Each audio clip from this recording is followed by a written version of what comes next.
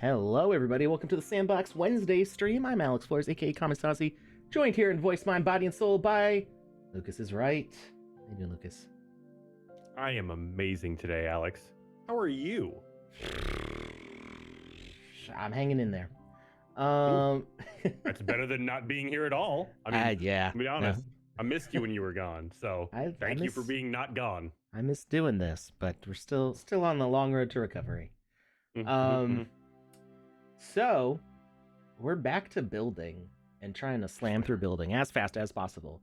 Although I do notice Tom Voxel saying that the book was counted at 15 nodes. I think it's a little bit short. Let me go back and look. Okay, so we got. Why am I doing that? That's the slow way to do this.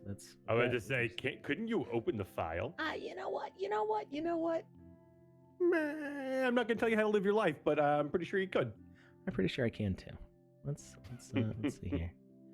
I'm just impressed that Tom's like counting nodes off of a constantly moving and oscillating image. That's impressive. Well, there's part of it that's going to be more than what you think because you fancy and you think you're better than me? You know what?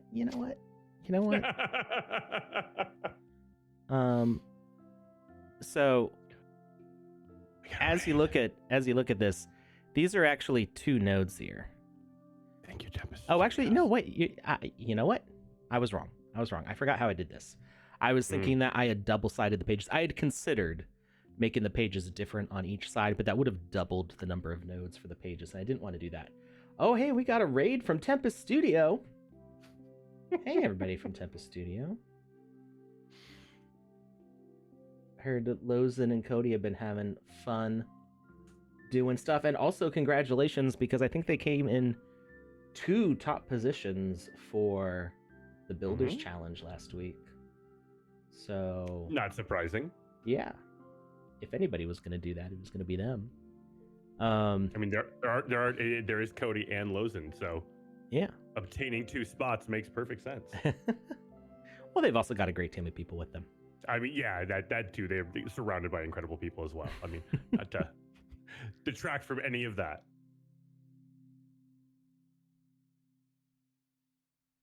You were counting so nodes? It's a little bit more than 15. Okay. How many? There's 24 that have items on them, and then there's an offset node. You're an offset node. Oh, thank you. That means I'm very important. Obviously. Like, boom, roasted. Wait. No, it was those boom are essential. complimented. So yeah, each page is 3 nodes. 1, 2, 3. So that way I get a nice little spread going there. And yeah, look at that. It's like a flower opening. That was really cool. Yeah, I had a lot of fun with this one. This was. I don't have as much time to make assets as I would like usually, and then sometimes when I do have to make them, I get stuck in like doing parts that are maybe not quite so much fun. Like the city blocks. The city blocks are really cool, but they're a ton of work, and most of that work is like slicing and reconnecting and trying to optimize collisions. Yeah. And that's no fun. How can you get this? It's not minted yet. I would like to mint it. Well, you know, we did change over to a whole new minting system from what I was used to, and I've been busy, and then my family was sick, and then I was sick, and we're still there. So one excuse after another. I know. It will get minted eventually. I just have to figure out exactly what I want to do with it. That's fair. I kind of wanted to add some more animations, but I'm not sure what else I would do with it. I was considering making it like a shield equipment, like attaching it to a shield. Oh, that'd be cool so for like that a way, wizard character. So wizard can hold it. Yeah. But the problem with doing a shield equipment is that the left hand moves around a lot, and so the book would. It's like where would it go? Plus, there's another problem with doing equipment is that equipment assets, sometimes there's an issue with the animation. It doesn't if you make it an animated asset in the game maker, it only will show the idle. It doesn't give you access to all the other animations, which should be changed. But I want to kind of know what that change is going to look like before committing to it. So I don't know. Maybe I'll make this one just as it is because it's kind of big. So maybe it's not the best shield asset. I can make a smaller version. Maybe that would be for a shield, or have it be like a chest piece that kind of like floats to your side. So it's I was gonna say maybe a chest or a headpiece, something that like kind of just like rotates around you or floats to the side, like just like you're saying.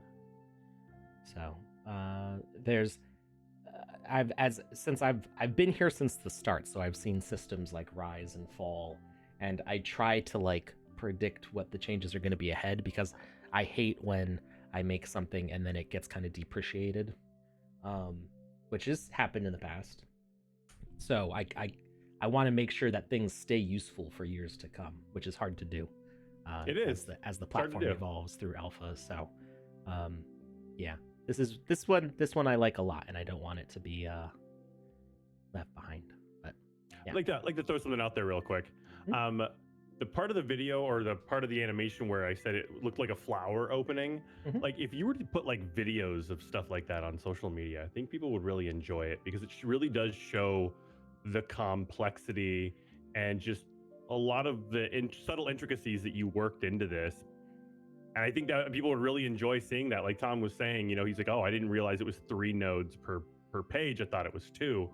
And showing a video like something like this, just a slow-mo video, I think people would really enjoy it. I know I'm I'm mesmerized by this right now. So just throwing that out there. I need like an assistant for content creation because I just don't feel like I have the time for it. Don't we all? Yeah, there's a subtle little shift. So like as the book opens, you can see that these all kind of split out as gravity takes them before the pages all flop open. So then they all fall down, all the pages flop open, and then as the pages flip over, you can see that they shift sides. So it's just that little That's really cool, man. That little micro movement that you see on book pages as they I don't like me as I think why, even though I don't really have any formal training in animation, the reason why I enjoy doing stuff like this is because even as like a kid, I just liked looking at the way things moved. So like just when you fiddle with something and you just observe and pay attention to the way things arrange themselves, that was just always kind of my thing. Back before, you know, cell phones and like constant access to YouTube shorts fried my brain totally. So just the little things in life that you play around with when you're not glued to a screen like me. All right, so I want to actually... Hey, thanks for the sub, Vodka. We are going to... The purple... Wizzy the Purple's spaceship experience. I still wanted to clean up some stuff before launching it. I didn't... The whole point of this series is not to make the things 100% complete. It is to make them ready to launch. So it's okay if you want to put more quests in and more collectibles and more artwork. Absolutely. I had planned on branching out the spaceship through more doors to more galleries. I'm not going to do that yet because we want to get it launched and online. We can always update it later. That's one of the most wonderful things about the Sandbox is how easy it is to update your game and republish it without having to go through a whole bunch of hoops to get it launched back online. It's very simple to launch your game, then while it's still live, make any changes you want, and then you just close the experience from the dashboard and then launch the experience. You just close and launch, and you can do it in like 30 seconds, and anybody new entering your game space will enter into the new version of it. New and improved. So I love that, which means that the series is not about perfection. It's about production, about getting launched. So we're not going to finish up the purple one on stream. Off stream, I'll get it up and ready and good to go. I know I said I was going to do that before. I've been sick, but we're going to do a new one, and I'm going to try to knock it out today. We're just going to do the whole thing today. What are we doing today? What are we doing So today? I want to go with one that's kind of limited in scope, Okay. and I want to go with a small apartment. Okay. We need a color. Oops. I was gonna say when I was asking what are we gonna do today, I was more asking which Wizzy are we going with? Today? Yeah, exactly. So we got purple. Mm-hmm. So let's go with you know what? There's a rooftop section. We could do a nice little garden for Wizzy the Green. Okay. I think we'll do that. So we're gonna do a small apartment. We're gonna call it Wizzy the Green's City Garden. Okay.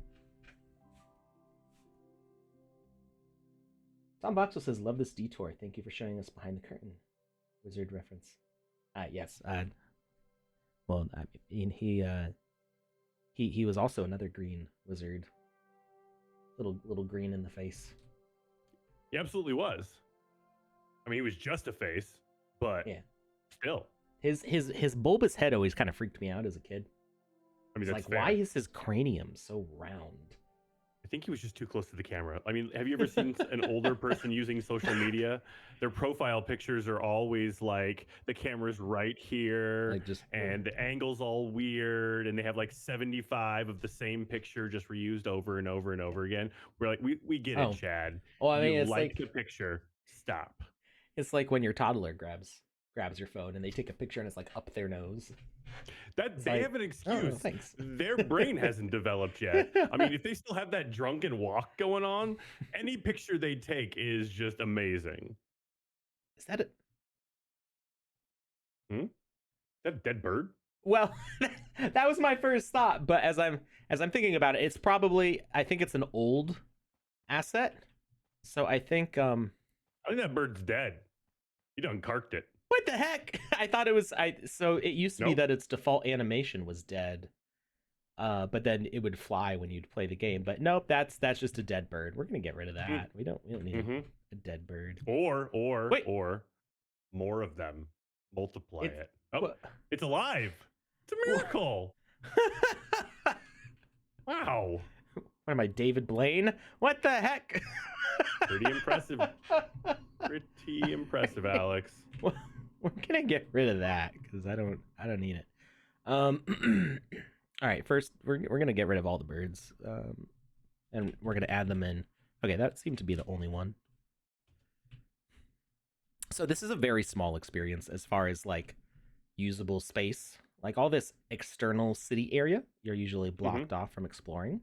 I like it when you escape to the outer areas. So maybe at some point I would like open up the city a bit more, and let you kind of like get out of bounds a bit, because I find that fun. We got, is this Linda over here. Listen, Linda is waving, and I guess we'll give her a speaker component, and have it just say, "Hey, how are you on this?" Just gonna scream at you. Beautiful day. Yeah, just screaming from the other rooftop. And we're gonna look at all targets. She's got to get close enough though. We gotta play condition, play on start. She's just gonna wave constantly. Like a lunatic. Just sitting on a rooftop next to these AC units, just waving away. You know, we could have it not play on start. We could have it not be an infinite loop. And wait, no, we can take advantage of the technology. I mean, I think it's kind of fun that she's a lunatic, but okay. It is fun that she's a lunatic, but she can still be a lunatic and not wave all the time. She killed that bird. That just went ominous. And she's only going to look if you get right there. I think that should trigger it. But that's next to second from the edge there. And she's gonna trigger self. Ooh, eh, not what I meant to have happen. We'll just say Linda. Question from Lieutenant General, really quick. He says, "Do you work on the production version of an experience and make backups, or do you have a working version and create a version for publishing from it?" It's a great question. So, it what I would suggest, and this is me. Most of what I've made for experiences has been experiments. Like, I have not published a lot to the map that has stayed up for a long time because I mostly like tinker and figure out like what can be done, and then a lot of my time is spent with like um, support and making assets and like kind of in the background organizing things. I'm busy manually setting the categories for all 7,000 some odd hundred layer one assets, which were minted before the category system went up. So that's taken up a lot of time. Because Makes have sense. to I have to check all of them. I mean, some of them it's obvious, like, okay, this is an equipment sword, I can categorize as a sword. But then you get stuff like all the aura equipment where I'm like, I okay, have is no that idea what like a this is. chest? Is that a head? Some of them they labeled, which is fine.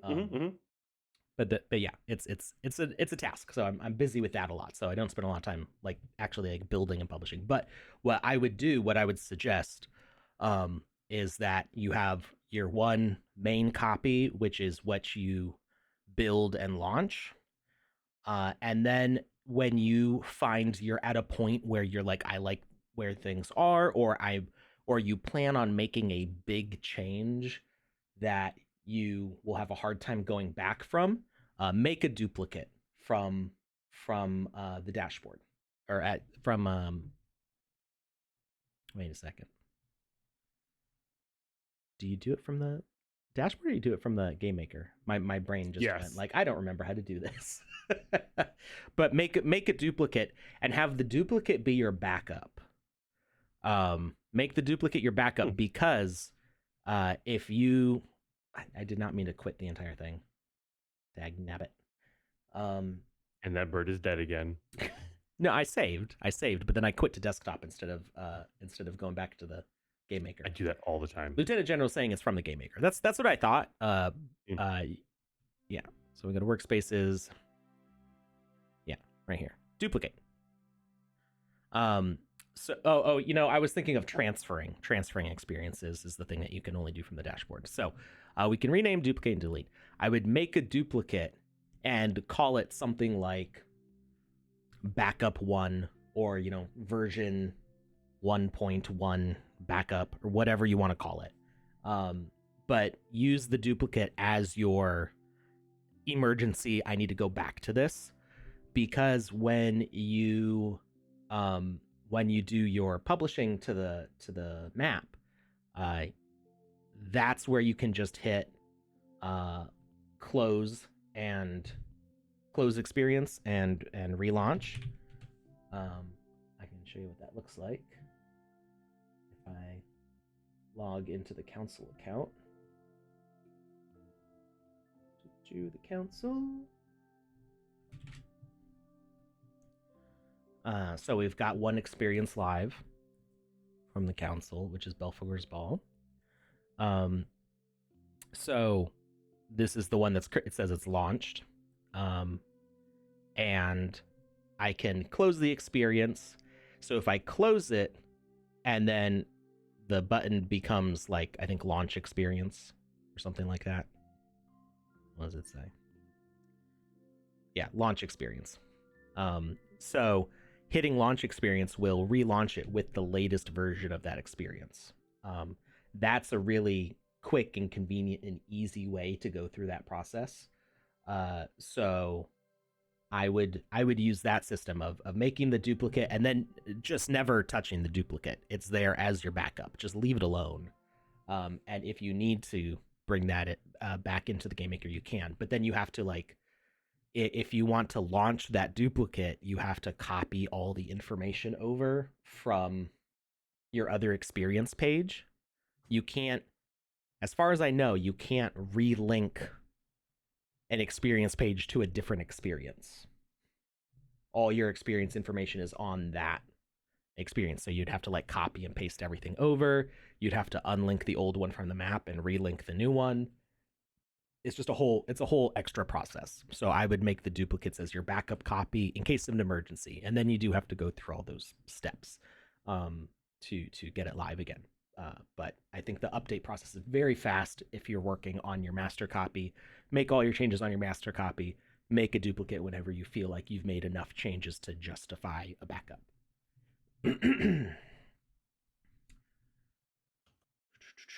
Reminds me, if I try to test the game with a tab, Control Z does not work after the editing. Yeah, that's correct. It doesn't save it, but it also doesn't like I try to save before I test. That's a lie. You guys know that I don't do that because it's happened on stream a bunch of times. I go to test and there's some crash or something and I went, oh no, I have to redo all the things I just did in the past 20 minutes.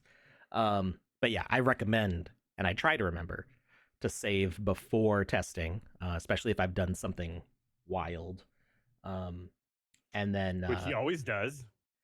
Yeah, sometimes there are little changes. Sometimes they're the little micro changes, and it's not worth hitting save. But yeah, anytime there's little big changes, like you want to save. Galactus coming to Earth and consuming the planet. Exactly. Yeah, little tiny things like that. Whatevs. We're 75% on the community challenge. Panda Pops contributed some points. 12,100 raised towards. I'm guessing this is a bonus giveaway. Another giveaway form. That's right. Yeah, we're only 2,800 points away from a bonus giveaway. And I'll tell you this right. Oh, Panda just contributed more points. Whoa! But I'm letting you know I'm not going to contribute any of my points. I'm hoarding. I'm saving, and I don't know why or for what. But like a good dragon. Virtual Heimlich.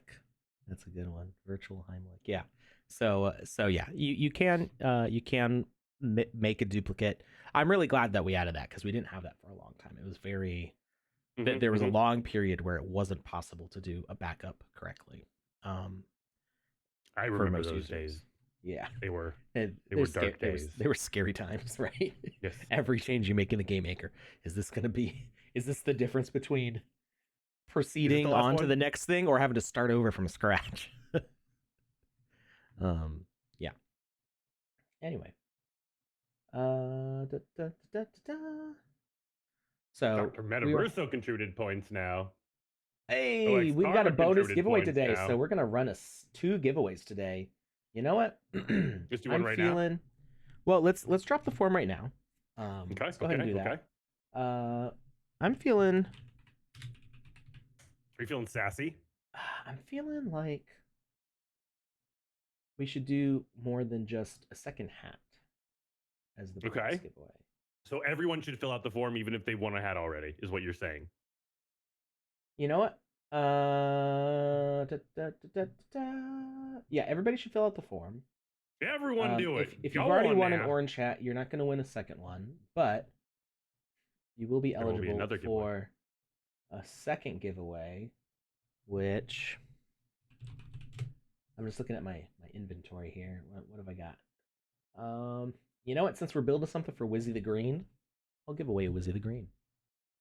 Oh. Yeah. Actually, you know what?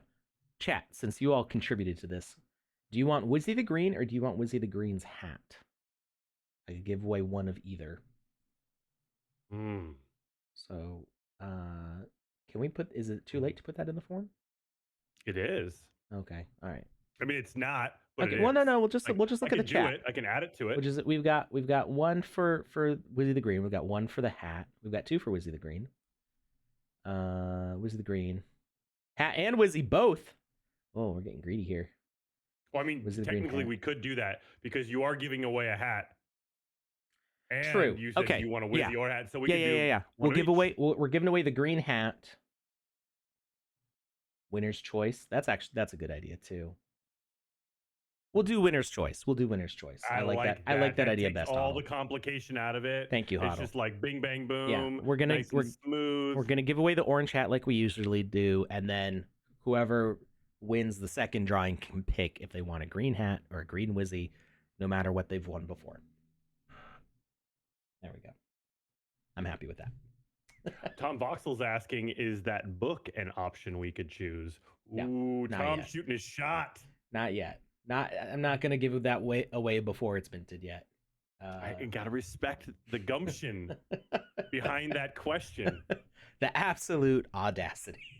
No, it's not. There's no audacity there. It's well, when you say gumption, beautiful. that's kind of how I take it. Oh, really? I look at that as a good thing. I don't think I've ever heard gumption used as a positive. Boldness of enterprise, initiative or aggressiveness, guts, spunk, also known to be used for common sense. Really? Okay. Mm-hmm. Okay, like more like moxie. Yes. Yeah. Chutzpah. Yeah. I'm pretty sure the word moxie was invented for the soda. Really? I think Was there a so. soda called Moxie? There is a soda called Moxie. It's my favorite soda. Really? Yeah. I don't drink sugar sodas anymore, but yeah, I like Moxie. I haven't in years, but my favorite soda when I did drink soda was Mountain Dew Pitch Black. We used to call it Mountain Dew Vin Diesel. It's like the sour grape flavored Mountain Dew. Yeah, I know which one you're talking about. Oh, so good. I still have dreams about it. I don't remember it being that old. Like, I don't think I think I only saw it like recently. They came out with it a long time ago, and then they got rid of it for like 5-10 years. Maybe it was like a and then thing. Yeah. So okay. Yeah, that's my stuff right there. All right, we're gonna detect entity. We're getting way off track. We're already 40 minutes into the stream, and we've done nothing so far. So, message send Linda. Every avatar in range. Yeah, that's good enough.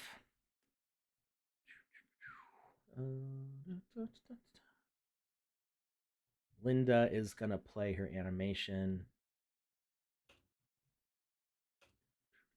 when she receives the message. Linda, she's talking to herself. That's how you can really tell she's mad because she's talking to herself. Yeah, I talk to myself all the time. I just enjoy intelligent conversations. So yeah, but she's addressing herself as Linda. Oh, Linda said to wave. Yeah, I would never do that. Address myself as Linda. I always call myself by my first name, not somebody else's. That'd be weird. We'll put a 5-second interval so she doesn't do it too often. And all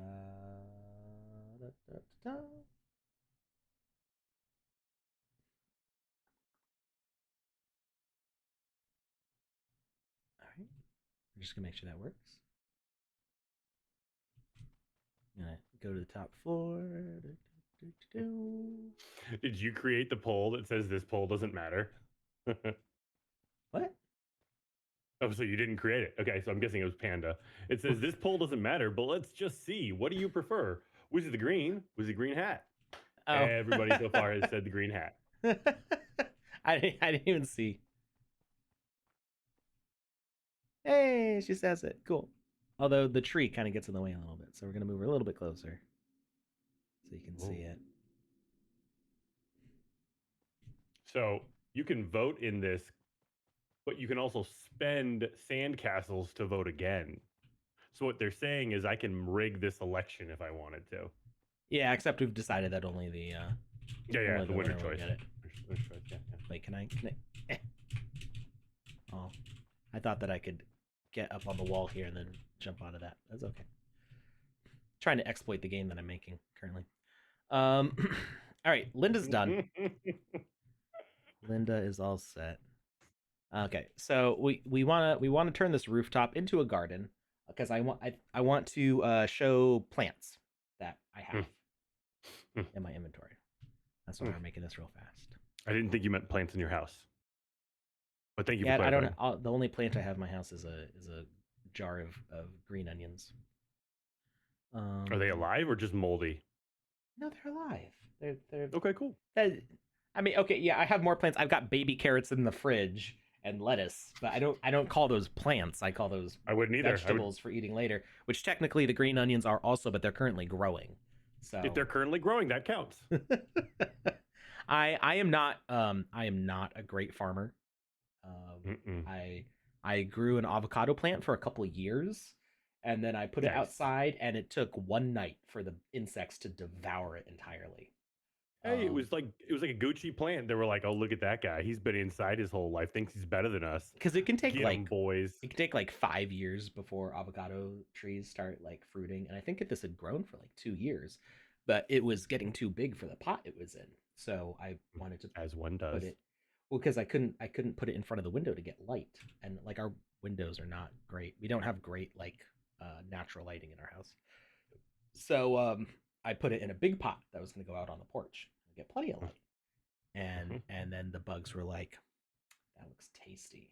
Got You it. could have waited. You could have waited till it was making fruit. It would have been so much tastier.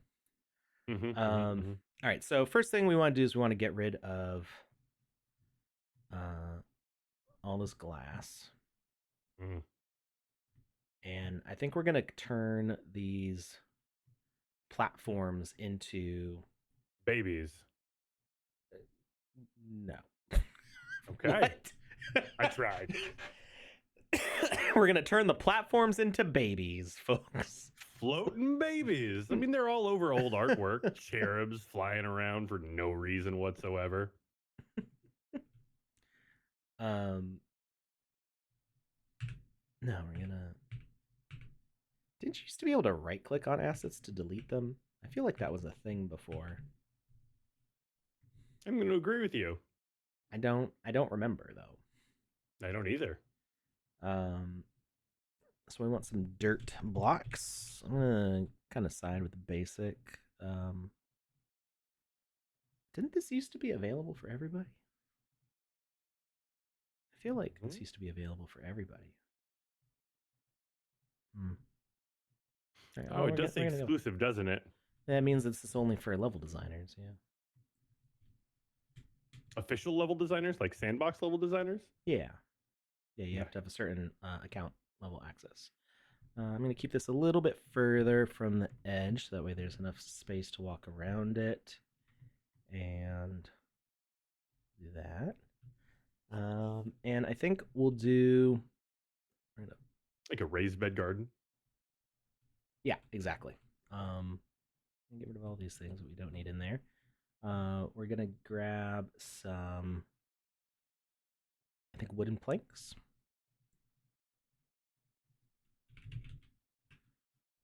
And we're going to put those around the edge. I think I like this one.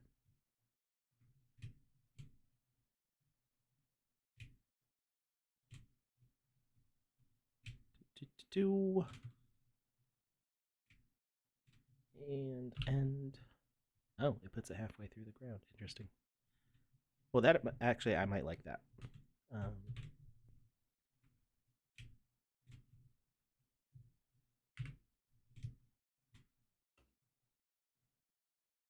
put it around and raise it up a bit. Didn't collide. Oh well. We want to snap to half blocks, not whole blocks.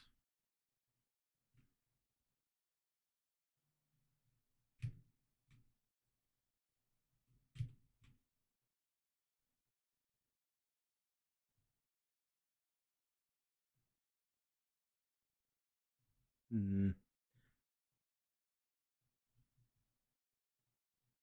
Not sure I like that. Let's see. Maybe I could do some.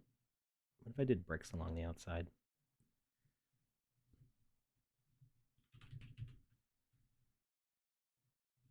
I feel like it's like not enough dirt then, but we actually, that should probably be fine if it's just a plant like in the middle.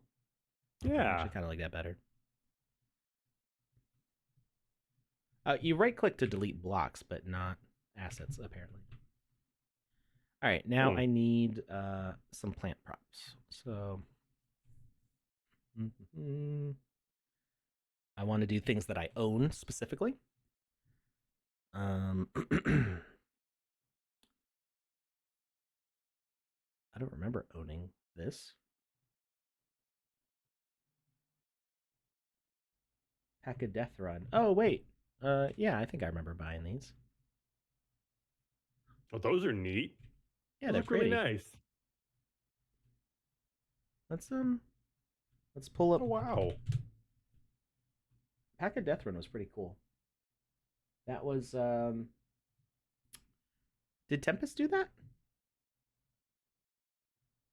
Hmm.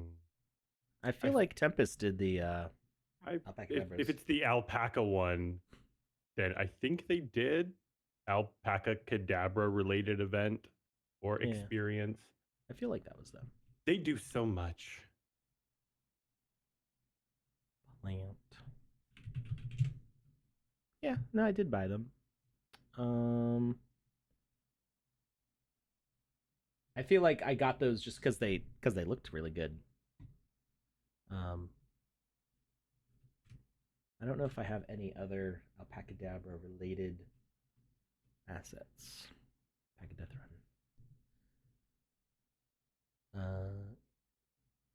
There's no inventory. How's that possible?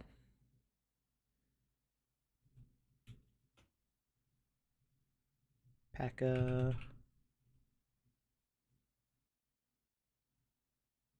collectible packs. Here we go. Um, let's see. There's a little snowman thing. Oh yeah, I think I picked this up. Definitely want to use that if I can. The pack a trinket.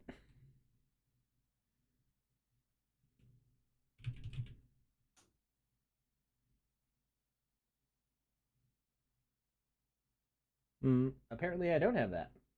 Oh, there's only 5 of them minted, and they're legendary. Ooh, I can buy one for 1 ETH. Sorry. Not happening today. No, It's so no, cute, though. no, thank you. So it's, cute. it's a little bit out of my budget. I still have a van to pay for. A van Yeah, minivan. down by the river. No, to take my kids to dance class and karate. I mean, yeah, I should have known karate. Minivans plus karate equals everything. You know what I'm saying? That was my entire teenage years. I actually drove a minivan for quite a few years. I think it was As I learned to drive in a 16, minivan. 17. And I did everybody's too. like, when you get to college, everybody's like, minivan. And I'm like, yeah, I get to take all 7 of you to lunch. How about that? And they all go, oh, yeah, no, this is cool. Your minivan's the best. You're suddenly the most popular person because, everybody wants to go get Chinese or Taco Bell or something. And it's like, I got the minivan. Yep. So So I used to play hockey competitively and I was a goalie. And so I ended up removing the center seat on the minivan and taking the rails on the ground for the actual like the back seat and Mhm. moving them back a good like 18 inches. So the back seat was actually touching like the back wall of the minivan. So me and my friends could literally just open the door and chuck our gear in there, Hmm. and it was just enough room for everyone. But I had some call them grease monkey friends, and we all wanted to go to a show one day, like a concert. Mhm. And when we all got in the car, the minivan was like scraping basically. So we had to make a choice, and somebody had to get out. And so shortly after that, like one of my buddies was like, "Hey, how you feel about souping up your minivan with some nice shocks so that doesn't happen again?" And I was like, "Define nice shocks." We ended up going to the junkyard and finding shocks from an old like Ford F-150 like off-road edition, and like hacking them in half and using those on it. And Okay. so the minivan was at that point kind of lowered, but able to take on a lot more load. And it was the Sure. weirdest looking thing I've ever seen. We had so much fun in that. that's a Yeah, that's a it that's a was an great story. absolute atrocity on wheels, but it was so much fun. Oh man.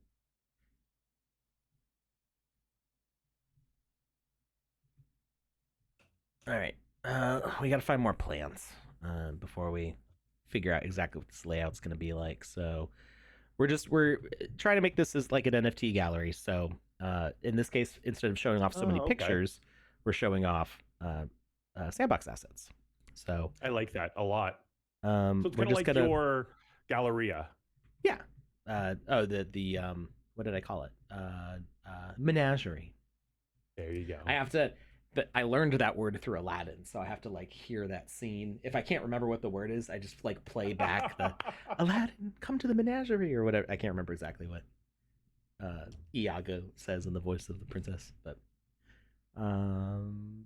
let's see. I got a lot of boats. I think the next one we're gonna do is gonna have some water. Um, let's see. Oh, we could do some animals. We could have some animals in there. Baby fox.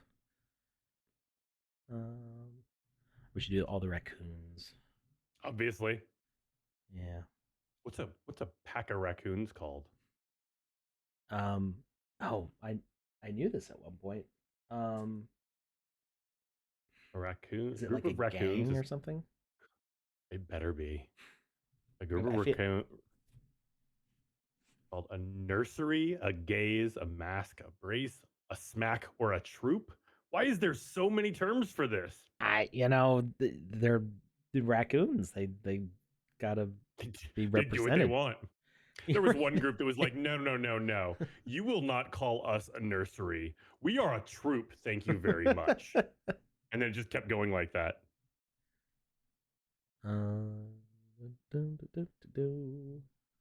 Put some of our city block assets in there. Ah, yeah, the cup bonsai's definitely got to be in there.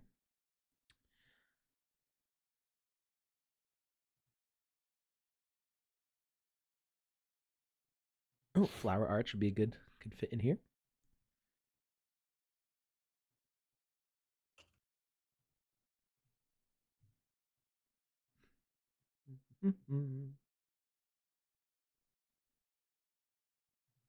Got another arch. Ooh, Dr. Luigi says, put the green hat hidden there as a quest. Yeah, we could hide a green hat in here somewhere. Yeah, a little hide and seek. Mm-hmm. Would it possible to make it so that the green hat spawns in a random location every time the instance is restarted? um. Well,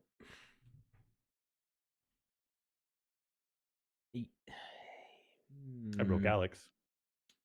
Well, there's so it's multiplayer, so things get more complicated because you have to think Ah, about, okay, how many people are playing this at the same time.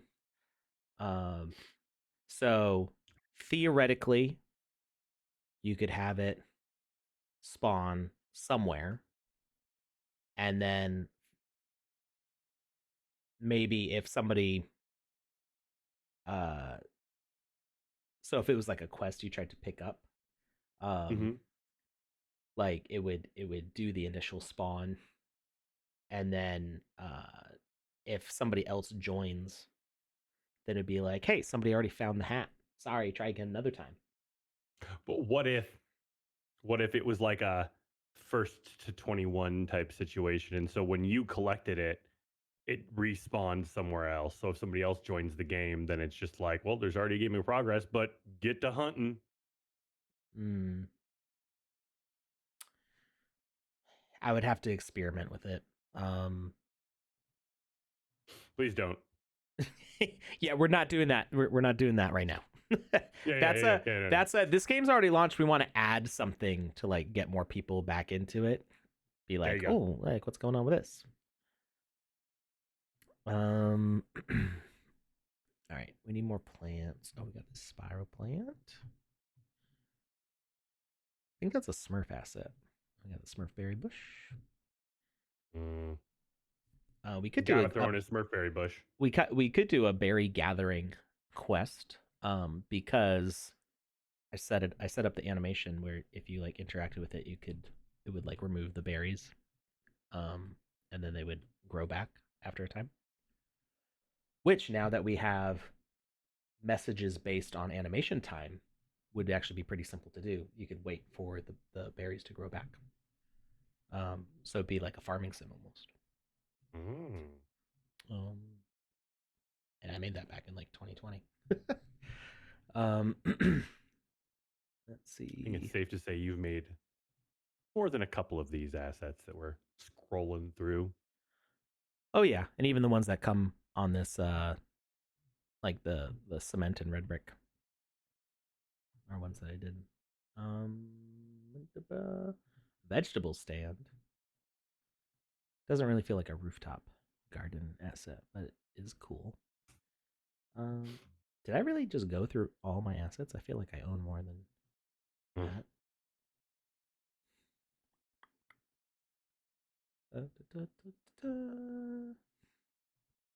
I thought I had more vegetation, but there's also basic assets. So let's see what we got in here. We got some different trees. Um, oh, we got these. These are pretty.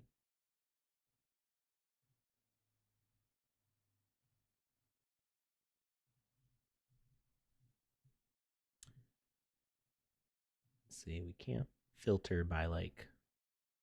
We used to have some categories you could filter by, so you could be like, I want all the plant assets. Is that no longer a feature? We've got a filter, but it's only by rarity right now. Mm. But we're because like the retagging that I'm doing, we're working on adding back more like having more specific categories for things. I'm hoping that it'll come into the game maker soon, so that way we can sort by those, find stuff easier. Okay, we're just gonna look at plant. Um, Potato plant C. I like my potato plant better. Mm. Bush. What happened to the green bushes? Oh, I think they're called shrubs. Yeah, called shrubs. Okay. I think we've got enough to start with here.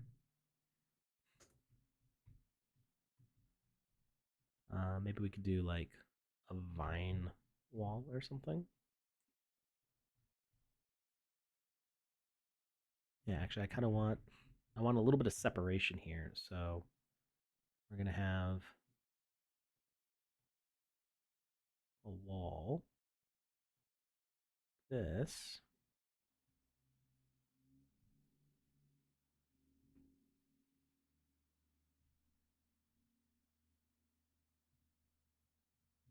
and we're gonna put the flower on it,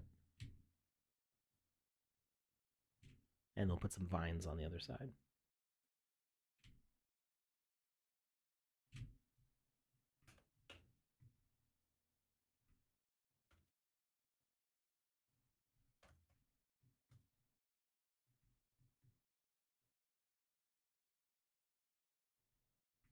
And we'll do some like railing on the side here. Um, that's definitely like a road guardrail. Maybe fence. Here we go. Oh, there's a pretty fence. I don't remember these. It's a fancy fence. Thank you very Yeah, I much. like that. Oh, it is fancy.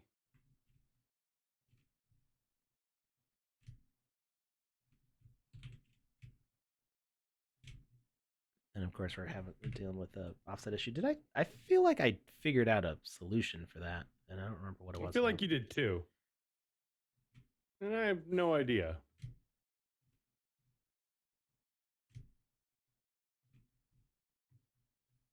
Was it was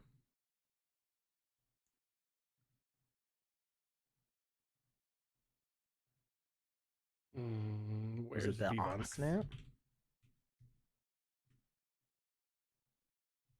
No, because it's still not centered. We just can place the asset more than once. Whoop! Grab the wrong handle. Look at that. Perfect length. Love it.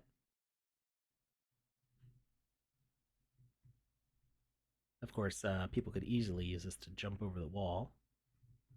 How dare they? I'm going to allow it. Okay.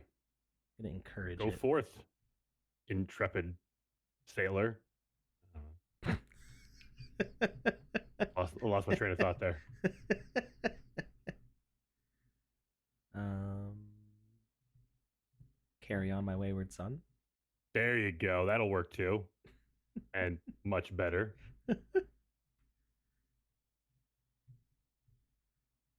All right, and now we need some vines for their side.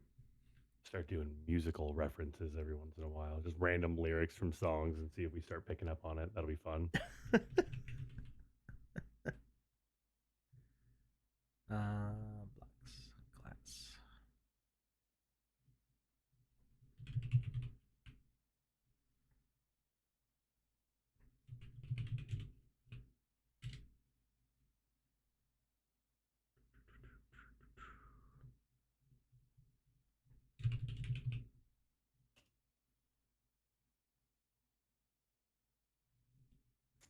This is it.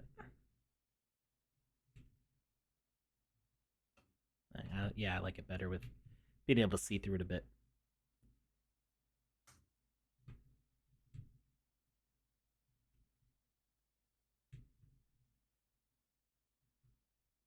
Brings a little bit of whimsy to it.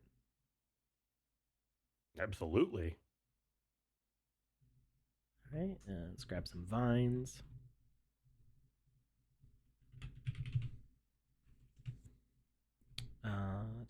What are they called?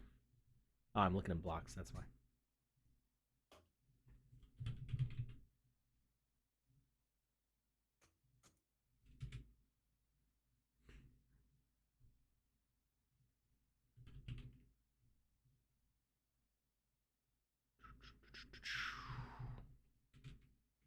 Maybe it was ivy.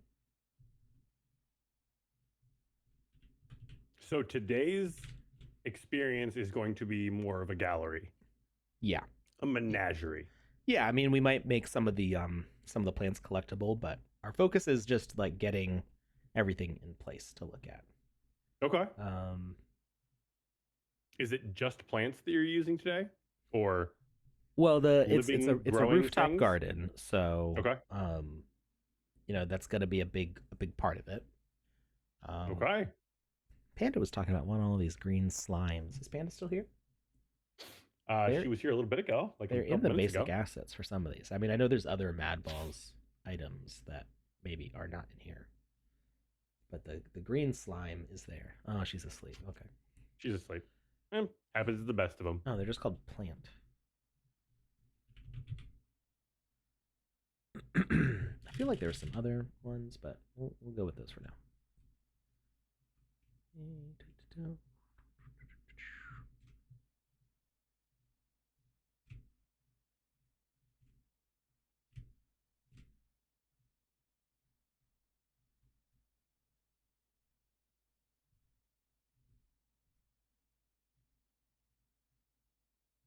And we're going to turn collision off on these just because. Because we want to. Yeah, I mean it's why does it say multiple values for collision? I've only got these 4 assets selected.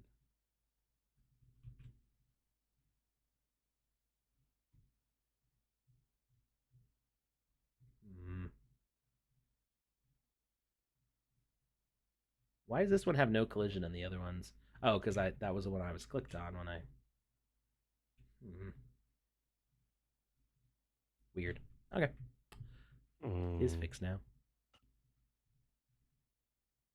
And I'm gonna move these up here. And we're gonna rotate it a bit.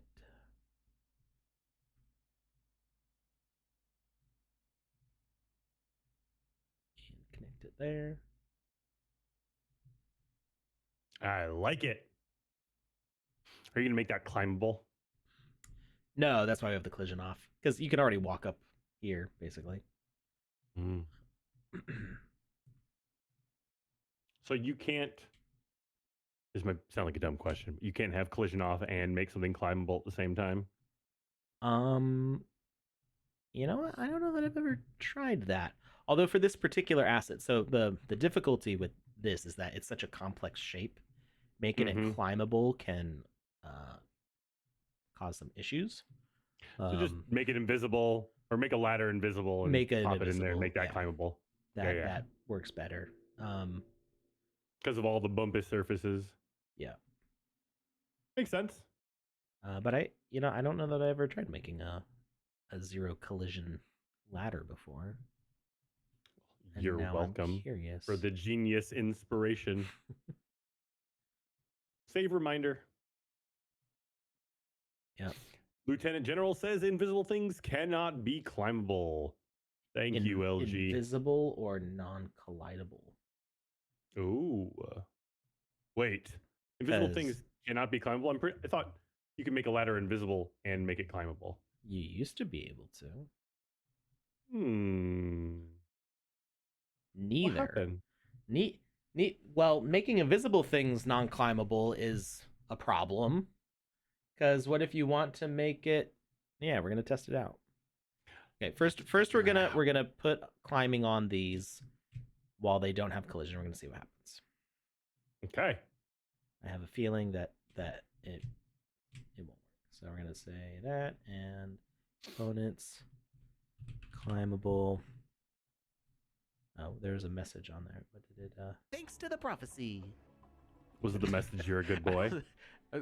Wait, Wait, what? what? You said there's a message on there. No, no, no. I was ask what the message was. I was interacting with the audio thing. You probably can't hear it. I cannot, but I can see that like something pops up in the middle of the screen. Never heard them perform it before. I asked a Panda and Dr. Metaverso if they had ever heard the Fallout Boy's version of "I Want to Be Like You" from the Jungle Book. Panda and Dr. Metaverso were talking about the Jungle Book in the chat, so we somehow got onto that. I don't remember what brought us to that point, but now we're here. All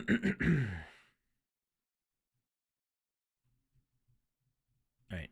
We're also gonna allow players to start with their own equipment, and we are gonna turn off the blade. Like, you used to like Fallout Boy? What do you mean used to like Fallout Boy, Panda? They went through a falling out. Boy.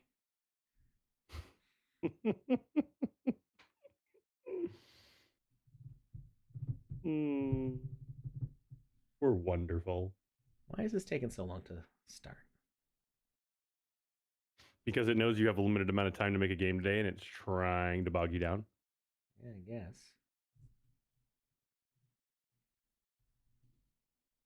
You haven't listened to them recently, so I like them when I listened. Okay. See, I still like things. I consider I still like things, not that I used to like them, if I just haven't listened to them in a while. Because I listen to a lot of music, and sometimes there'll be a song that just came out of rotation and like I forgot to listen to for like Just 10 years. Forget about it. And then it starts playing, and you're like, oh, I know all the words to this. Why do I know all the words to this? Mm-hmm. There was one of my favorite bands is Blink-182, and there was a song of theirs that somehow I didn't have on my iTunes, and I heard it like on YouTube or something, and it was weird because like I knew all the words because I had listened to it a whole bunch before, but somehow like migrating from one computer to the next, it like didn't carry over, and I just hadn't listened to the song since like college, Mm-hmm.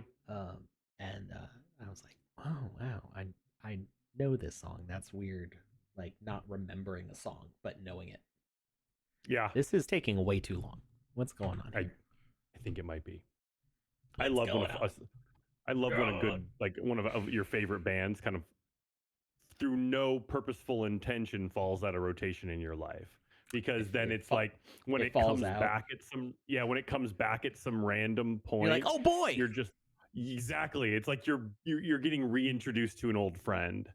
I love when that happens. It's never on purpose. You never like delete them from your playlist for any specific reason. It's just like you said, there's so much music out there and there's so many songs out there, and you lose track of things. Yeah. And then when they come back, you're just like, this is the best. All right, I'm having a hard time even like quitting. End process. There we go.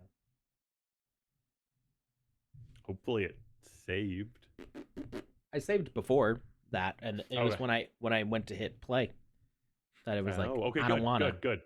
Maybe it's because I had climbables on non-colliding objects, although I don't feel like that should Mm, make it refuse to load. mm-mm.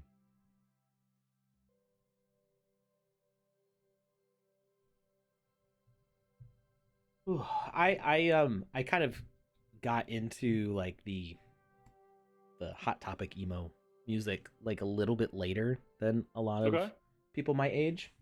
So when I started listening to bands like Fall Out Boy and My Chemical Romance, like I um even though I really like their early stuff, I didn't dislike their later stuff, which a lot of the early fans did. A lot of the early fans were like, "Oh, they've become so like poppy, radio friendly. I hate this," and I'm like, I'm still enjoying all of this. Uh, I think some of their like later albums are really really fun. I still I like the original stuff though. yeah. Are you referencing like the punk goes pop type stuff? No, no, just like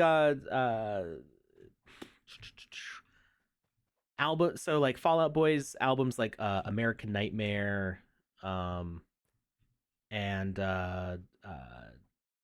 My Chemical Romance's Danger Days albums were like not well received by a lot of the fans who were like, this is too poppy, too stadium rock, too like, whatever. But I still really like those albums, and I can listen to them a lot. Okay, so this is not climbable, which I was expecting for non-colliding. I was expecting to not be able to climb those. Um, Danger Days is one of those albums that I can be very productive to. I just blast it on repeat like 4 times, and I get so much work done. Is it Um, because you know it so well? it's it provides enough uh happy chemicals in the brain that Mhm. I can focus. Um, like I mean, a lot of music does that for me, but it's in particular that album like is something that I can listen to on repeat several times without getting tired of it. And it also there is a certain threshold you cross where like listening to music you haven't heard before becomes distracting because you want to pay attention. Exactly, Uh, exactly. When you know it so well yeah, that it's just like you don't have to sing along, but you can easily. Like when I don't know it, that's when I can't work to it. That's yeah. why I love like synthwave music because there's no words generally, and if there is, it's like Starscream from the Transformers is saying a line, and it just fits into it so well, and it's not like it's 19 pages of lyrics. It's just one sentence. Yeah. What Skrillex came out with in like the 2000s or in the 2010s. I mean, like the uh scary something and nice sprites or whatever. I can't remember what the albums are called, but that stuff is also like hyper productive music for me because Okay. it just kind of gets my brain into a groove where it can just focus on stuff. All right, we're gonna turn off visibility and climbing and invisible climbing surfaces used to work, and I'm gonna be kind of sad if it doesn't work now because it is very useful. Look at that! Look at that! Ah!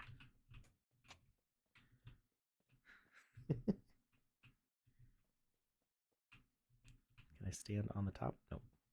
All right, but I mean, okay, I guess we can leave this climbable. That is kind of fun, right? Especially if there's people on the other side looking at you. But we'll need more vines. Yes. So Yes. More vines.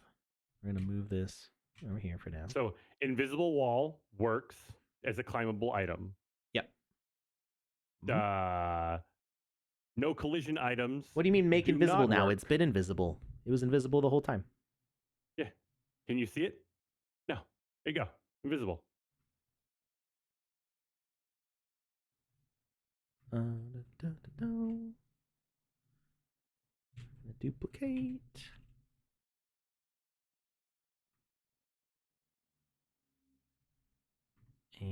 rotate.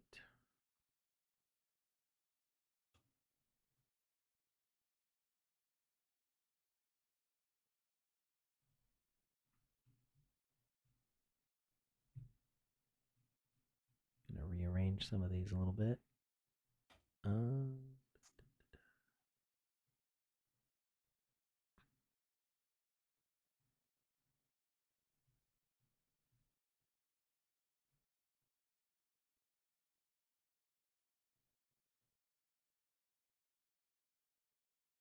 Like that. Anyone creating a swinging vine pitfall mechanic yet? Sorry. No, you're good. I'm not letting you do what you're supposed to do, though. You beat me to it. I don't remember how to be a streamer anymore. It's okay. I will help you learn. We will do this together. Okay, thank you. Mm-hmm. You never answered the question. So, not that I've seen. The problem is that ladders don't carry you. So you can put motion on a ladder. Well, sort of. I'm pretty sure climbable gets blocked by certain behaviors. Like if you try to, if I say like, okay, make this a moving platform. I think climbable. Okay, it does let climbable be there. But the problem that we're gonna find, actually, I'm gonna put it. No, I'll leave it there so I can find it. The problem that you're gonna have is that it just slides without you. So we can climb, and then it doesn't carry you anywhere. So like you can move along on it, but that's not a real like user friendly experience. I suppose you could put objects on the side of it as blockers, so you can do something like this.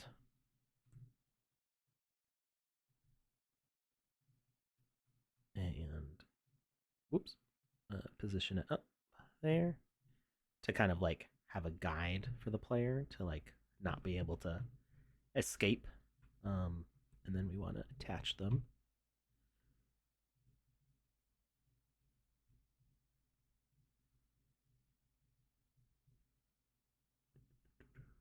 This one. Yeah. So we attach those, and now I would think, technically, what's G saying there? Forgot my first game jam had lowering, rope, gag, and slippage was an issue. Don't know what's happening. Probably the rope. So a rope was coming down, and then as a player was like on it, it would move. So yeah. So this I'm not hands off the controls. It is keeping me on this guide rail. So I think you could make these very small.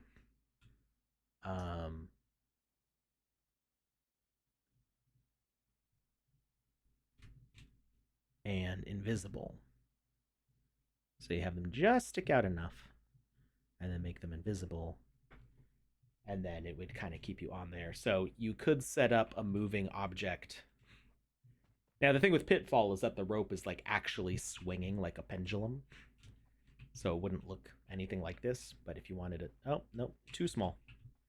So the some people might call this clambering mechanic. I would not be one of those people. Well, I mean, it's climbing up a ladder, but because you can go sideways, it's clambering. So it's too small now. See, I have more on the other side. But as a player, if I want to jump here now, there's a thing in my way. So it doesn't work great. And we don't have any sort of swinging type objects. Like we don't have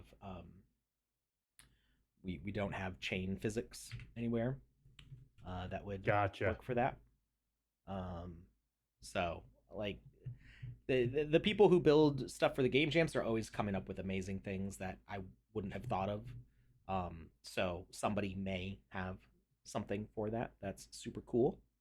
I welcome seeing that. I need a smaller object for this because if I put it in here, if I put And it they're going into to the climb up ground, past the top of the wall. well, if I put it through the ground, it's going to show up on the ceiling there. Which I mean, I don't think nobody could really reach that. It doesn't really matter. But... Isn't it invisible? So yeah, well, I just don't want somebody to accidentally like Spider-Man into the corner. let's say they Spider-Man into the corner and they're hanging out there. Let's just use it as a red herring. Like it doesn't actually do anything. They can't do anything with it. They're inside of a. Let them try to figure out what that's for. They might have fun with it. Who knows? I was gonna say I could just use a smaller asset. Nah. Let the children play. All right. Well, we'll leave it as is then. But we do want to make these plants kind of fit inside that barrier a little bit better, so there's no misleading onto what is possible here.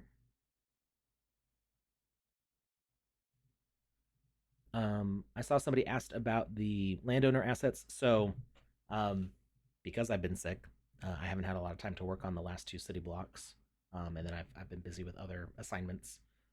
So I do fully intend to finish the last 2 city blocks. The thing that I'm working on currently, I should hopefully be done with by Monday. Can you tell us what you're currently working on? That's the asset tagging. It takes a lot of time. So I've got a spreadsheet with a list of all like 8,000 assets that were minted on layer 1, and then I am selecting which category they best fit into. Whether it's like, oh, this is a fish. Awesome a category? Awesome is not a category of itself. That's unfortunate. I'm sorry. Good subcategory. Just throwing that out there. Because you need more work on your plate. So I'm very busy with that, trying to get that all finished up by Monday. That's when I said I would have it done by. Okay. I'm about 25% of the way done. Closer to 30 now. Okay. So it's just you're motoring. It's just a extensive project. All right. The other thing is that we've got no climbable vines at the bottom here on the side. So after that, my next thing is going to be getting back onto city block stuff. So those should be on their way. I am not involved with the 2024 landowner assets, but I do know that it's a thing that some artists were assigned to. So I don't know when you'll be seeing those, but I do know that it's a thing that's in the works. Yeah. So while it's a free asset to you, the city blocks do take me like upward of like 60 to 80 hours. A few minutes here or there. and that's intertwined with other stuff that I have to do. So it's just been it's been a long process. All right. So I kind of want another. Are the new landowner assets going to be on layer 2? And we're not minting anything on layer 1 anymore. Okay. Layer 1 is currently closed for minting. It's not even possible for staff to mint on it right now. That's right.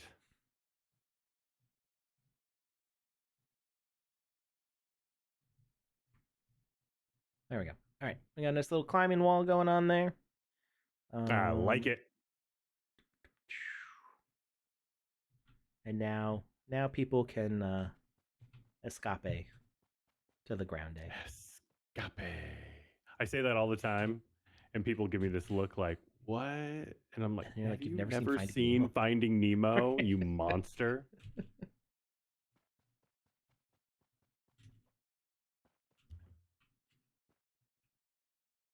Hello. So there's a good bit of like decoration stuff on the ground here, but we're gonna leave it just as like an out of bounds area, and maybe more dead birds. We'll put a like a portal here. This door is huge. What the? That's a big door. It's a ginormous door. They clearly needed to fit something, pretty massive inside that building. That's good news. Haven't claimed the ETH ones. You may want to do that soon. Hmm. I always claimed all my stuff.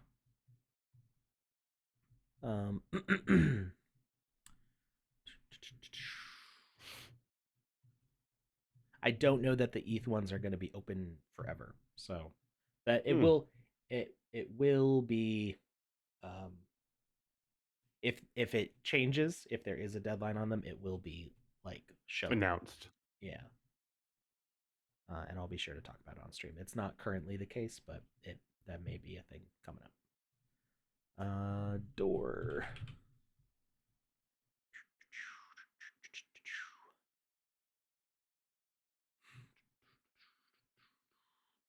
Holiday house garage door. Door single. What does this look like?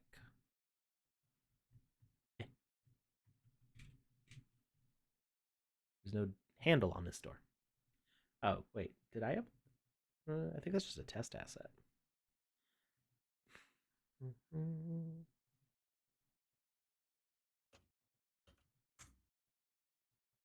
I guess we'll go with this one.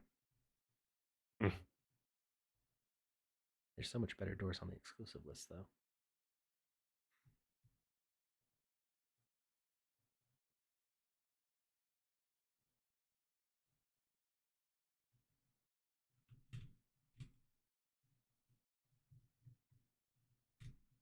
Actually, I think I tried publishing with exclusive assets and it wouldn't let me before, so I'm gonna stay off of exclusive. We're gonna just go with what I know I can do.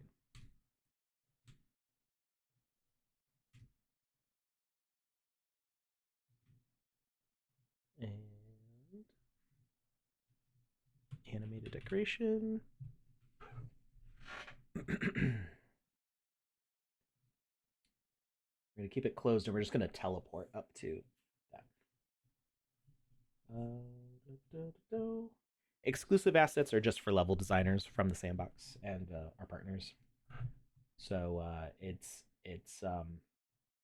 the issue that we ran into is that when we wanted Alpha Season 1 to happen, we needed to have the assets published in order to have the experiences published on the map as part of like the way we were trying to set it up.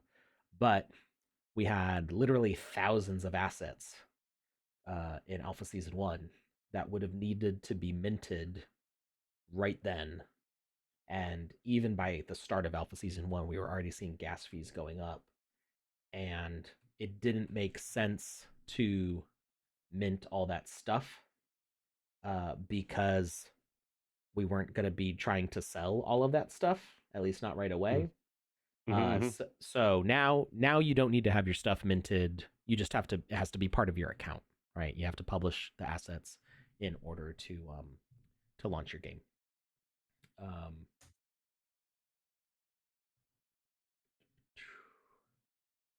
we go. Idle close.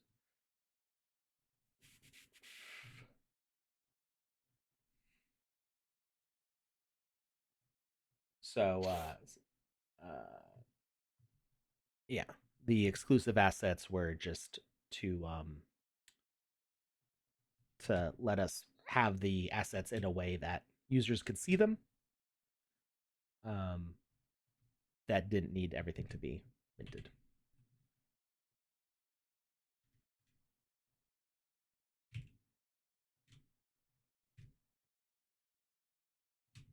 Oh, these are not aligned at all. Well, that's unfortunate. I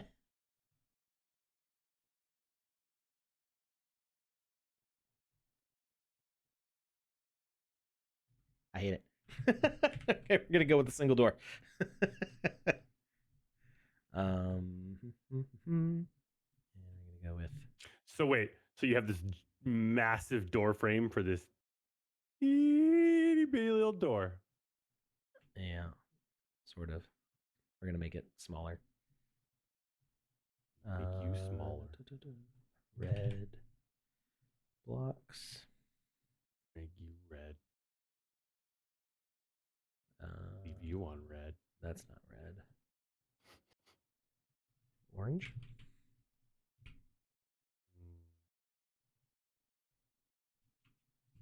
Just use some There it metaverse is. blocks and No, I got it. roll with it. I got it. It's a doorway to Tron. And I'm just gonna replace the whole bottom layer there. Ta-da! Remember, this is just for the area that is out of bounds, actually. Okay. So we're not gonna spend too much time on it. What's happening right now? Yeah, this is just in case players jump over the edge. You should put a little sign on the edge that says, "Please do not jump." You fool! Fly, you fool. Oh, yeah, we could put fall damage on too.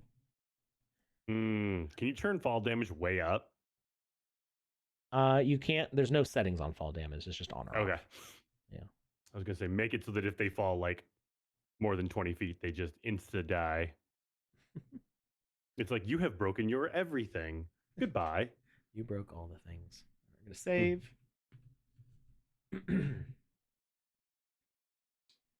Yeah, so people had to have a an account level of, I believe, moderator or higher on the dashboard in order for the exclusive assets to show up in their inventory. So other. Psst. What? Psst. What? Get those winners. Hey, who's our winner? Okay, so we have two winners. The first one is an orange hat, and the second one is a dealer's choice. Yep. Correct? Yep. Well, I'm of the two, Wizzy the Green or Wizzy the Green's hat. Got it. They want. Okay. So, first things first, we're going to announce the winner of the orange hat. Mm-hmm. And then we will announce the winner of the whatever they pick.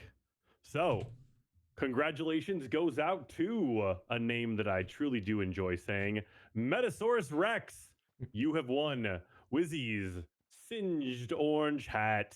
You might want to spray a little Febreze on it, my friends, because it just came out of the null and it's kind of crispy. Next up, we have the winner of the whatever they decide to pick, and that goes to our friend Yuma Leadox, aka Not Jackie Chan. Hey. Congratulations, my friend. You have won. Insert winning item here. Enjoy. All right. Teleport is a behavior. So we're going to have. Just do a logic donut, I think. Yeah. No need to put another asset here. And behavior.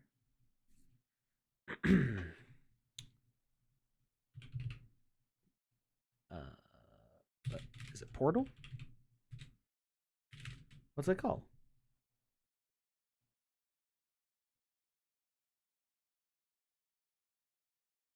Why can't I remember the names of things?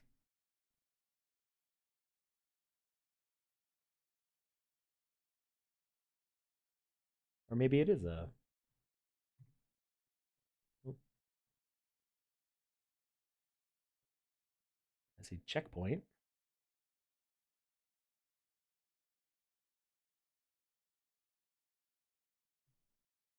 What am I missing? Trigger volume. Avatar teleporter. It is a component. Okay, so the reason I couldn't do it on the door is because the door is a single player animated decoration, so we can make it a multiplayer animated decoration. I do close. I like that when you switch from. I wish you could switch from multiplayer to single player with just a toggle. But I like that when you turn off when you remove the behavior entirely. If you say you put single player, you remove the behavior, and then you add it back as multiplayer, it saves all the settings from the previous one. They all convert over. At least that's convenient. And that didn't happen this time. No, it did. Oh, okay, gotcha. No, I'm saying I like that. Gotcha. I For wish the you could reason I thought just you were saying it switch. hadn't happened. No. I wish it was like a simple like you click on single player and then you click on multiplayer and it just jumps back and forth. Mm. But it's it is teleport. It's just because I had a single player animated decoration that I couldn't see the teleport thing because it's only a multiplayer. Spawning point, avatar's portal, instant teleportation true, and we are going to add an indicator. Return to, or say enter apartment. Display interaction.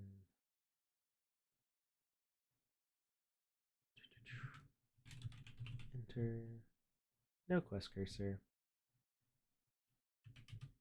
We got a question from Go West. They said, I'm trying to teleport my avatar after killing an end boss, and it's not working when the end boss sends its phrase.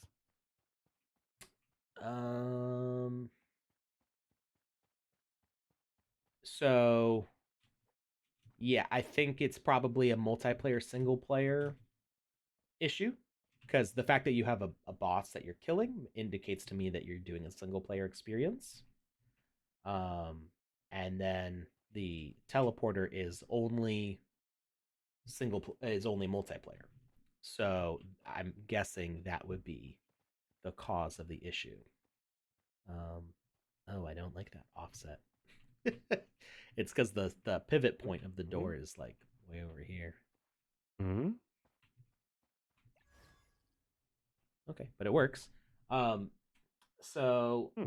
yeah, that's part of the issue of single player multiplayer behaviors, and unfortunately, some of the newer behaviors are multiplayer only.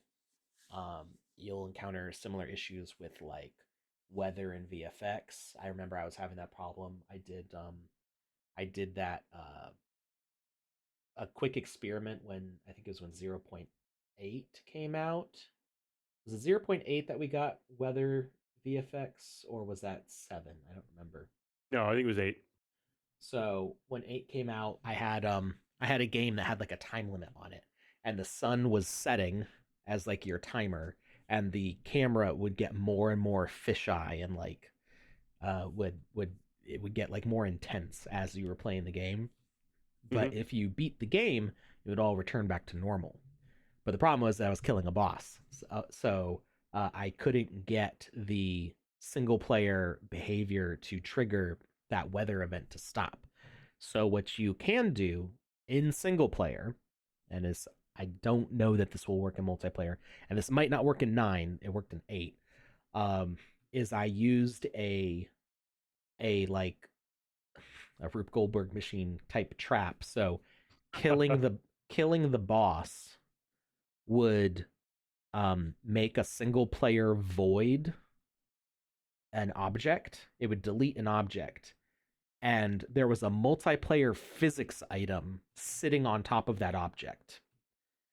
And when you'd kill the boss and that platform would delete, it would let the object fall and it would pass by a sensor, a multiplayer sensor that would trigger the next thing. And this is like it's such a hacky way to do it. But does that make sense? You'd kill the single player boss. It would send a single player message to either void or destroy an asset, a single player asset, which was holding up a multiplayer physics item that had a tag on it, and then a speaker component would see that tag as the object fell and would trigger the next thing. And I think you could do that both ways, both multiplayer to single player and single player to multiplayer. So Pickaxe Master and Tom Voxel actually dropped some tips as well. You want to read those? I think in this case, that teleport requires player interaction. You can add an asker or something, or some other interaction a player needs to do after killing the boss.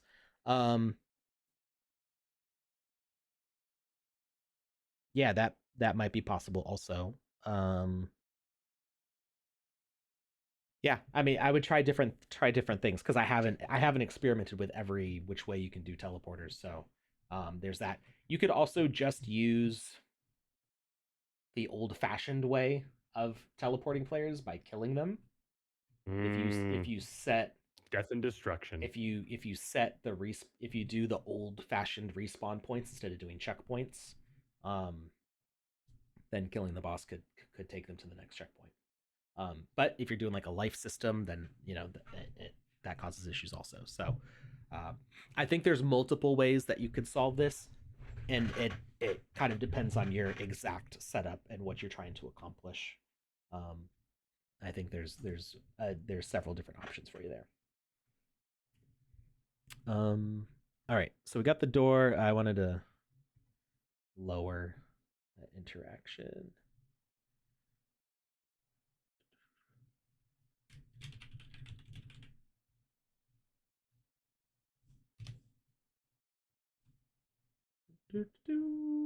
The answer is figure it out. Well, that's how I do it. Like, I mean, a lot of times these sorts of questions, I don't always have somebody that can answer it for me. Even with the ability to contact staff, not everybody's tried the thing that I'm trying to do. Okay, that's not much better.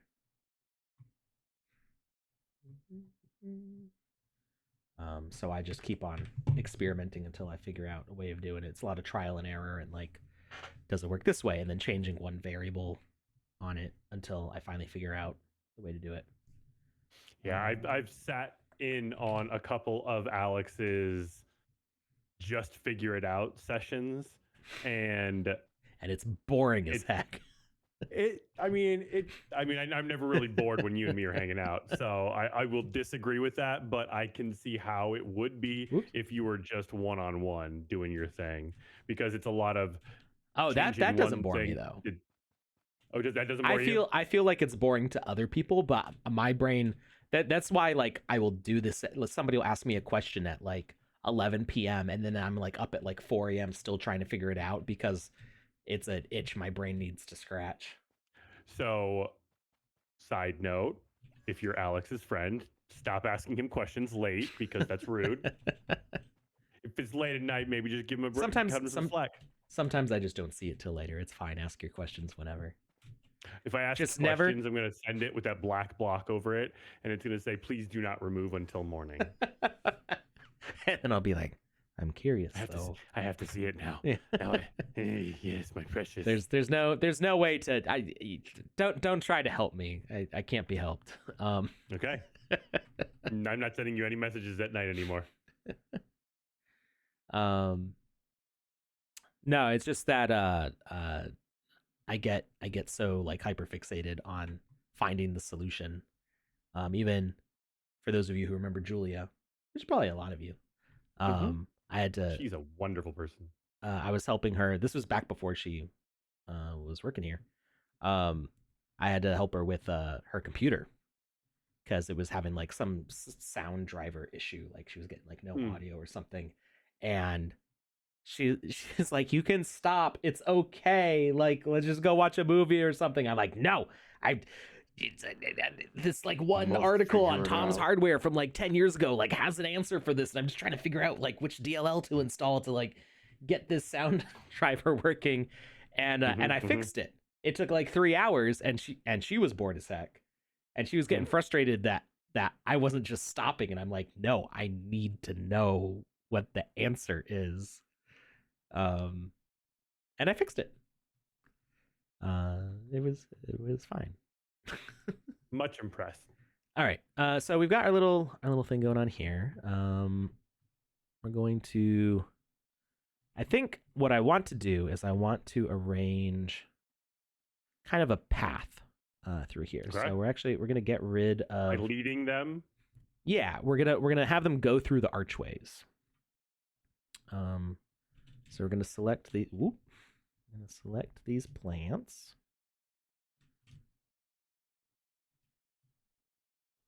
I didn't mean to select the avatar spawner. Stop it! There we go. We're gonna move these over here.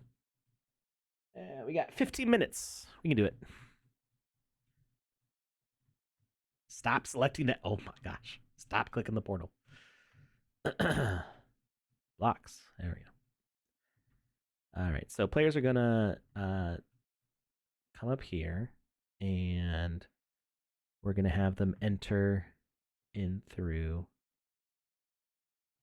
this archway. I'm going to put it over here. It's not going to be like a strict path. Okay. People can kind of wander in and out as they wish.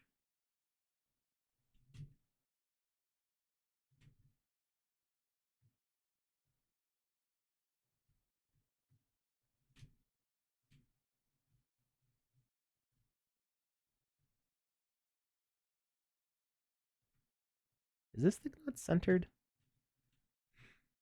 Oh, its position is offset. That's why.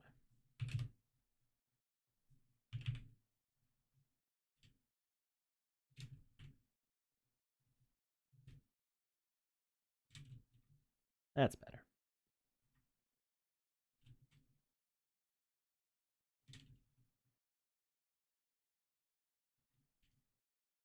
Okay. We got to put Wizzy the Green in there too. Well, I mean, yeah. It'd be kind of rude not to. It's kind of his experience, so. Yep.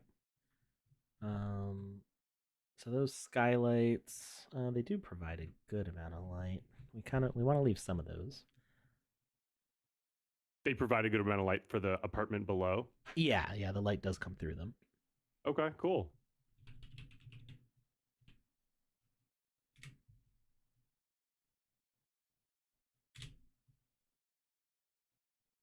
We're gonna add this block to our inventory here. But I don't really like where the skylights are.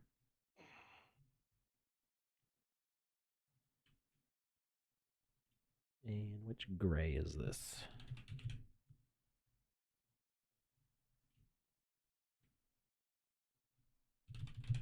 I spelled gray differently. Grey or Gray?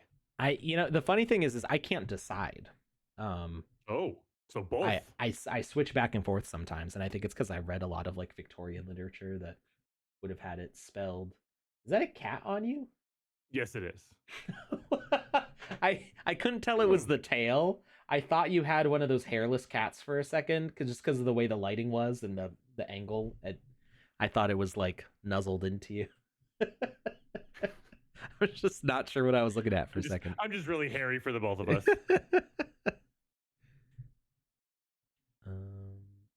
Okay, that's not the same one, but it's close enough. I'm just going to replace all of this with this. Quick and easy. Okay, and we're going to have our path winding through here.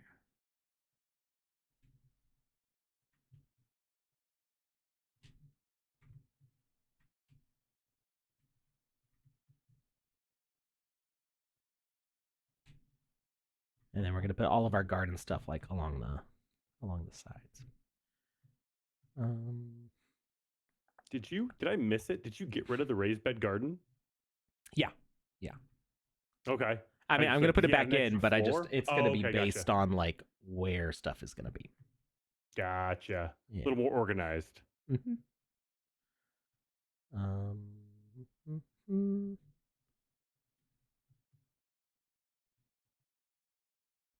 We're going to put some here.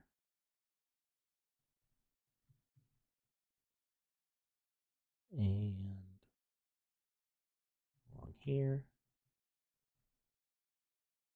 Mm-hmm. It's a big one. Yeah, well, we're gonna split it up a bit.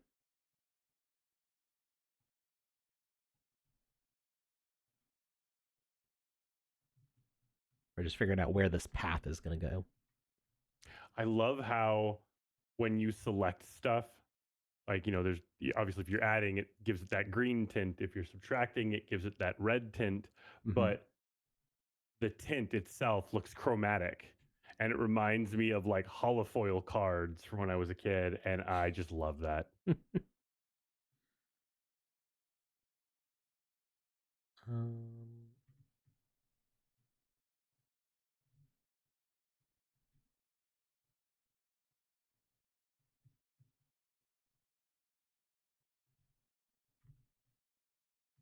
GSS says, every rooftop set we shoot on location, I always get the greens department to bring a few box hedges so we can move them to block out uncleared billboards, signage in surroundings that we may have missed on location surveys. I think that's really cool.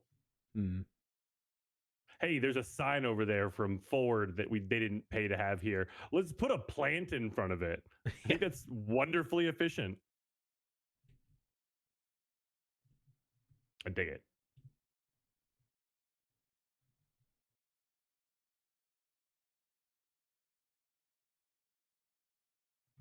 Okay, starting to come together. I'm seeing what you're doing. The feng shui is Yeah. good. Feng shui is good.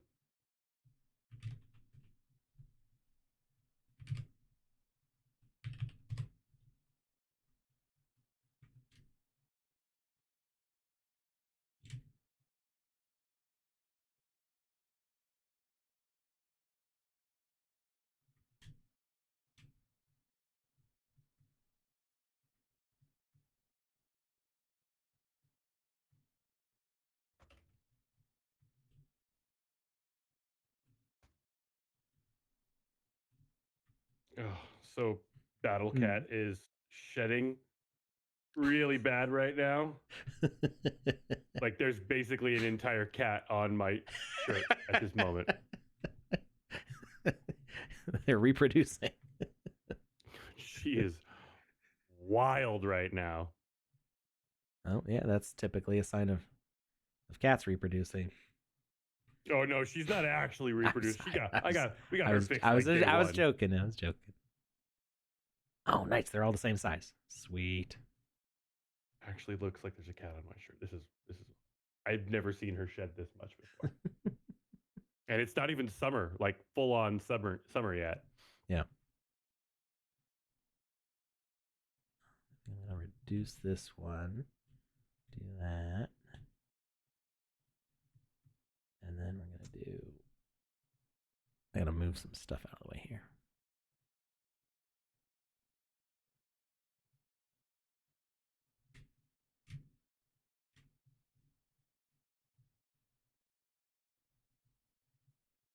Connect it. Nice. Or What you're doing? Picking up what you're throwing down. make a little bit of waterworks. Okay. One of those 0G pools, but for plant watering. Or maybe a little koi pond. Yeah. Minus the koi. I mean, we could probably put fish in there.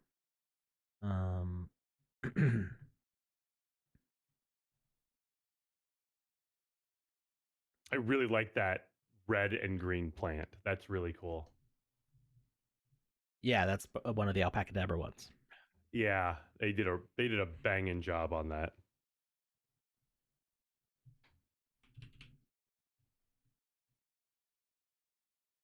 This thing is kind of big.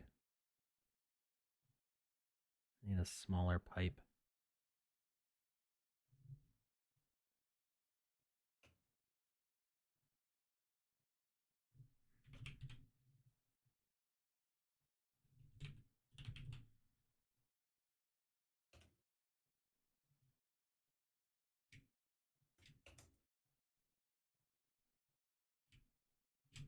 That doesn't work.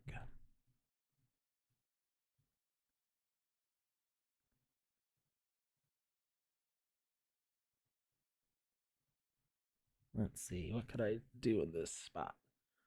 I'm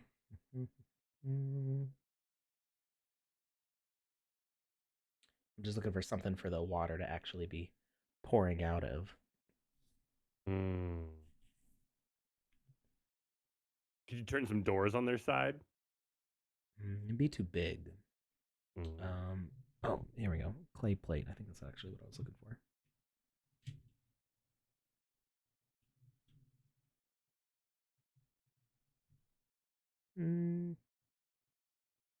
Looks a little bit silly.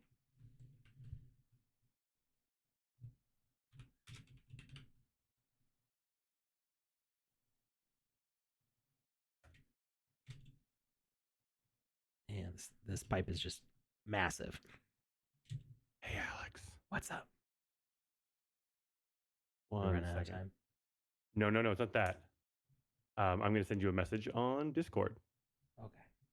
Just something super secret. Should I look at it now? Yeah.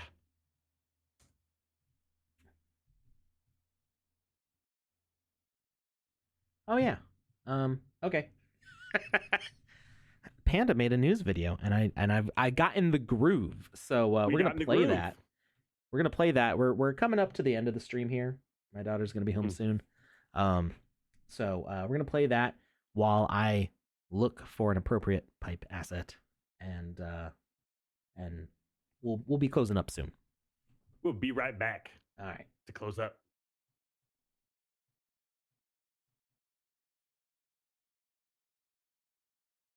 Everyone, and welcome to the news of the week. Let's jump straight into it.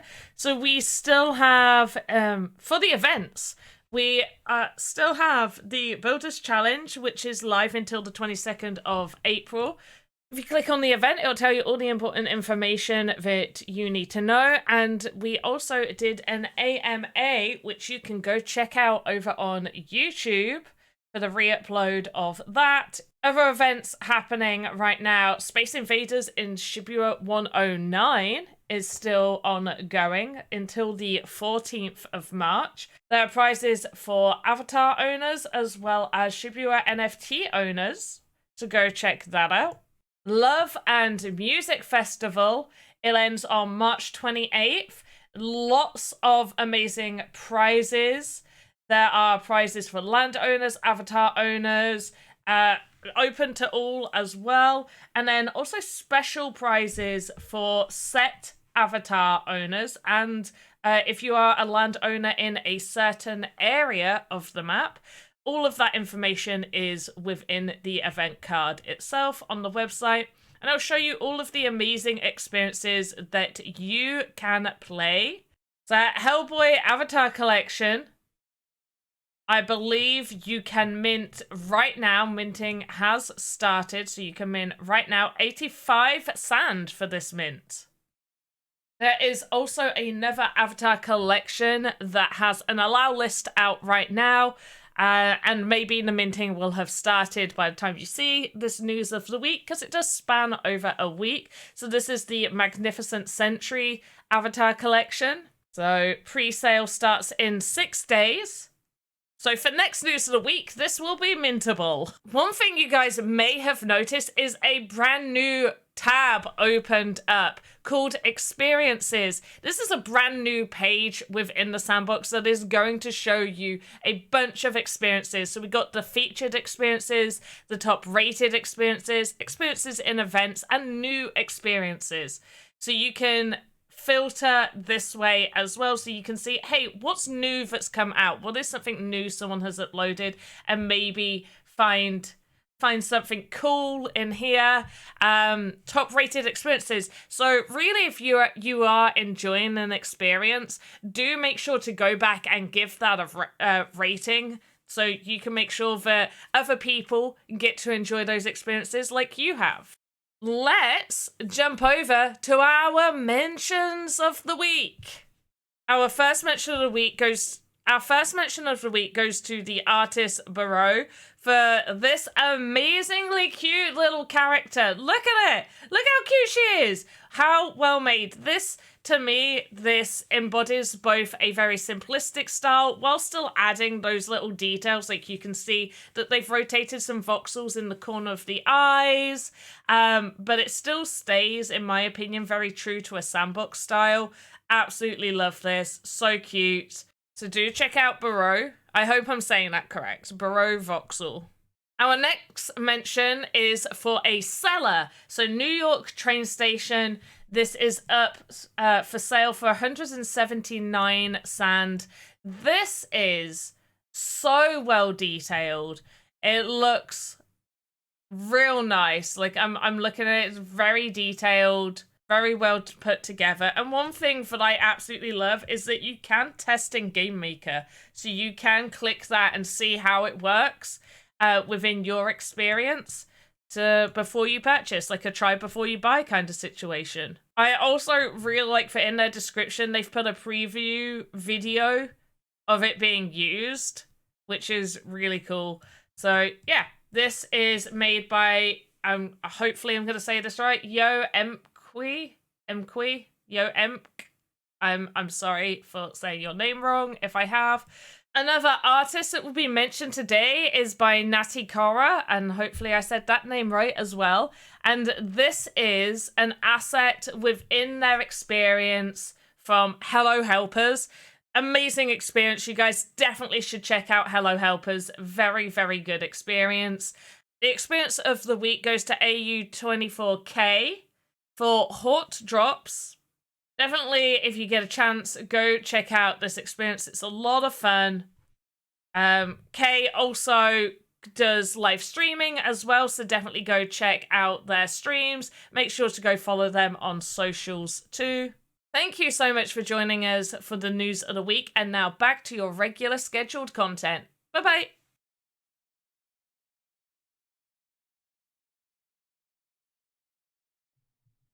And we're back. Thank you, Panda. So Tom Voxel had suggested doing the lamp as a pipe, and I thought that was an interesting idea. So I went to look at the city block assets, and then I found the little table, the little or the dining stools, and actually kind of like this. I'm just trying to figure out how I want to position them. Just do it on its, like on its side, like you have it like top and bottom. Have it on side and side. Because then it would have a side to go out of, or have the bottom to go out of. Yeah, so I think I'm actually... That's such a good idea. Using the tables. You clever. So clever.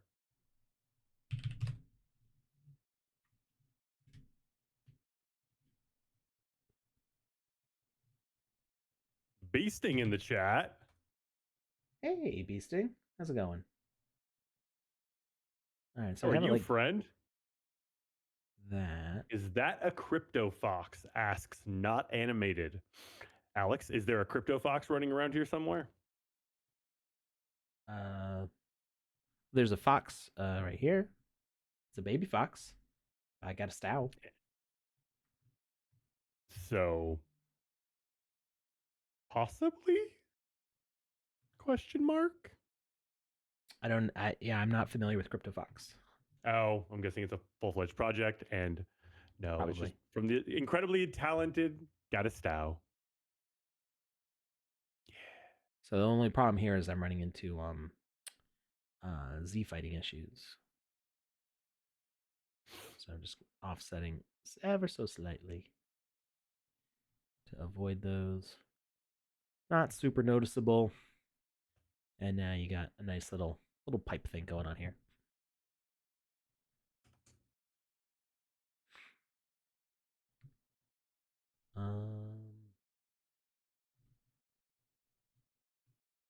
Kind of want there to be a hole though. Where is something that I can use as like a little dark spot? Yeah, I'll use the clay plate. That was what I was originally going to try to use anyway. And that's just going to be in there like that. Dark spot? Oh, to make it look like Yeah, otherwise it just looks like the metal shell. you. Overthinking, but I like That the way it looks looks. so good, though. It looks so good. Now can we make a window under there? So we're gonna do. So you just made like a sewage outlet out of not sewage. a table. It's clean water. Water. I mean, sewage outlet could be water. It could be dirty water. It could just be, it would be whatever. Why you gotta have such a negative thought about this? Let's just allow it. Let it happen. But yeah, so you made it out of a table and a clay pot. Like, yeah, I love that. That's amazing. Yeah, it's like this is where like I like building with voxels because it's like building with Legos. Like, and then we're gonna. Speaking of building with Legos, my wife is currently building the Atreides ornithopter from Dune. I want to get that. It looks so good. It's so cool. Yeah. She has like these like team builders that she does with her team or whatever, and because it's all work from home stuff, they'll do like different like fun things at home. Like the other day they did like it was an online escape room, and everybody was just like, this is super lame, and the company spent an arm and a leg on this online escape room. Oh no. And it didn't have the like effects that they were hoping for. And so my wife went to her bosses and was just like, I have an idea for the next event. If you guys want to just like hand the card over to me, I'll set it up, I'll plan it, I'll make it happen. And they're like, yeah, that last one was a disaster, so just do whatever you want. So she ended up sending everybody a $150 gift card to the Lego store. Nice. And everybody just was able to go out and buy whatever Lego set they wanted, and then they all got on webcams together and they just built Legos together from across the country, and they all had so much fun. Like the event was supposed to end at like 5 p.m. and it was like 8:30, and they're all still sitting there building away. And I was like, this is what a team builder is supposed to look like. I was so proud of her. And at the same time, we got some cool Legos. So I'm like, this is a winning situation if ever I've seen one. I have so many unbuilt sets, like big unbuilt sets right now. I could easily do live streaming content of building Legos. I kind of feel like building Legos for me is like a zen moment. Okay. All right. So what you could do is you could still stream it, just don't talk to the camera. Like, or you could talk to yourself, like you just don't pay attention to the chat. I mean, there's a lot of streamers that do that. They just let people experience what they're experiencing. The other issue, and I think more the point is like I would want a better camera to do that with, because I've just got this webcam, which is a 1080 webcam, but it is not, it's the kind that you like clip onto your monitor. It's not a it doesn't have a big like focus range, and it's not super crisp. I would definitely want something with a real lens and 4K and better autofocus, and like a one of those ones that follows you. Yeah, or something like just my setup is not currently for manipulating things on a desk. I did one video on my YouTube channel of building Legos, and it was a headache trying to get a space with the camera in the right position and stuff to even record that video. I enjoyed building Legos, but I didn't really enjoy the recording process of building Legos. I would want a very different setup than what I have. Fair enough. Need to unload your Lego.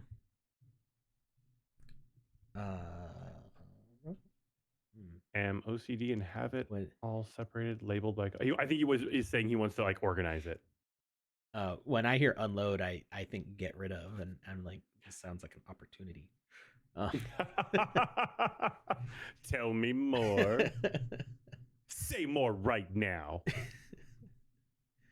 So it turns out my daughter's not coming home. They'll be home in another hour.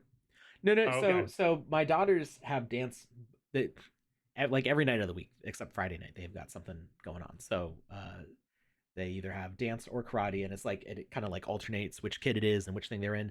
So Wednesdays, my oldest has 2 dance classes and my youngest has 1 dance class.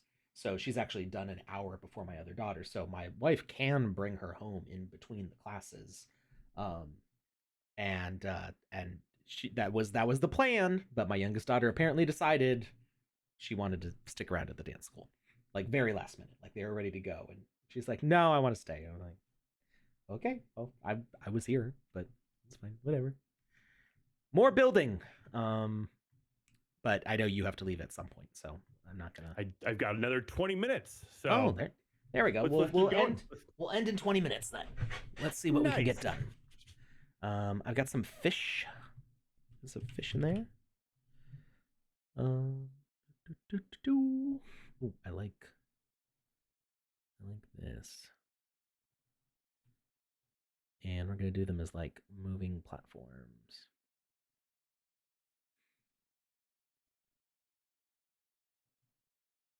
Actually, I'm gonna do just the goldfish because goldfish do okay when they're just like chilling out in a pond or like in Mm-hmm. a very. It feels like goldfish, like tropical fish. You need a better environment for them. You need a lot of like decoration and plants and stuff for them to hide in. And goldfish are just kind of like, There's like, I got this yo, rock and I have the best life ever. yeah. So my parents in their backyard, they have a little goldfish pond, and you're 100% correct. Like my dad went to the store and bought like the feeder fish, 25 cents, and just like threw like 8 to 12 of them in this tiny little pond, and that was like 10 years ago, and they're gigantic now. Yeah. And like the only problem that they've run into is, well, we live in the desert and everything wants to kill everything. So like every once in a while my dad will come out and there'll be like a hawk on the side of the pool just devouring one of the fish. That's horrible. Yeah. So we may have started with 12 and we're down to 8, but it's taken a long time, and the bigger they get, like the harder it is for these birds to take them away. Yeah. Survival of the thickest. Fattest.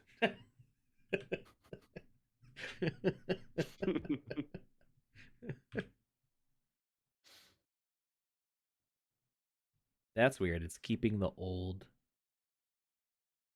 See, it's got 2 positions it's going to go to.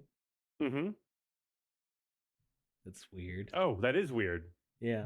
I was like, 2 positions. Yeah, 2 fish. I get it. Yeah. No, you meant like 2 positions as in the travel points. Yeah. I don't know why. I'm putting a couple in there, and I'm varying their speeds and delay times. Lieutenant General actually asked a good question. I'll get out of the way so people can see that. They said, can the fish be a soldier with a patrol range? And Tom Voxel said, not inside of water. Not inside of a water block. You would Not in need water. to parent it to another soldier that walks on the solid blocks. Yeah, so what you could do is I could yeah, actually, you know what? We got time. We can do that. Let me make a guide. Whoops. Because and we'll do it with just 3 of them, I think. So we want to put guides in each corner. Guides? Yeah, so that way I know where this water is when I do this underground. Oh, okay. Okay, so we're gonna... so you're gonna put the whatever you're parenting to below it. Yeah, I mean, I could put them in the sky, I guess. Actually, yeah, that's actually easier than digging. Except the patrol. How can we make a patrol that's only 2 blocks? I don't think we can do a patrol that's got a range of 2. Soldier. Can we do 0.5? We can do 0. The thing But is, if I think it's zero- always going to be divisible by, or not divisible by. It's got to be an odd number. If I put like a 1 here, it's going to do 1 on each side. Yeah. So I can't do it above ground because I need to put these things in a container where they won't wander out. I guess there's other things I could do with invisible. Yeah, no, because they need to walk on blocks. The requirement for any of the NPC motions is it has to be on terrain blocks. Okay. They have to walk on top of blocks. They won't on solid blocks. They won't walk over water. They won't walk through water, and they won't walk on air. So we do need to put this underground. Okay. Because even if I did it like with platforms and made them like invisible, they would still be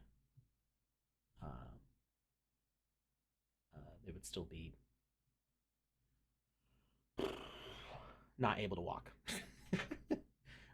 My Englishing wasn't A working very lame well. duck. Yeah. So we're just gonna dig out this whole section here to figure out where those things are. Somewhere in here. There they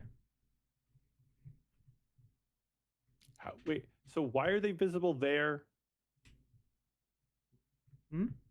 Why are they visible there? Are they also above, or did you just take them and pull them straight down? I pulled them down. Oh, Yeah, okay. I pulled them into the I ground thought they and were made a hole. up. I thought they were above and below, and I was like, "Is this some sort of an asset I'm No. unaware of?" No.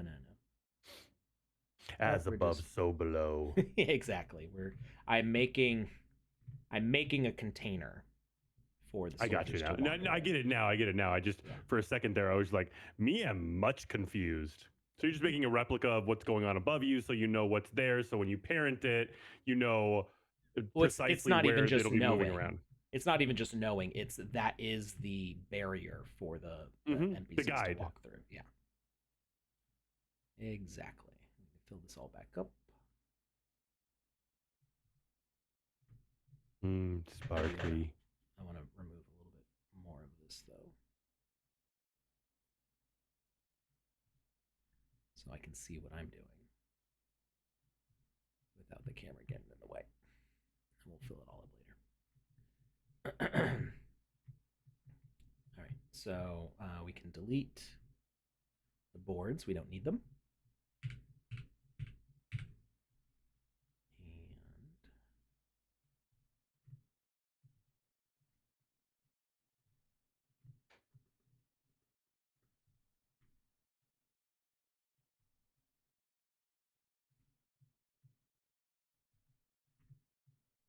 This is where it gets a little bit tricky, like working with the camera, but it's not too bad.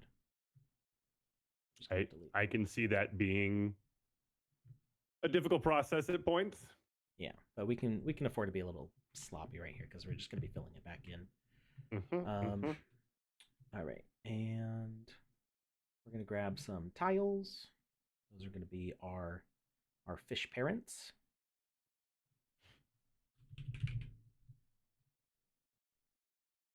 Props.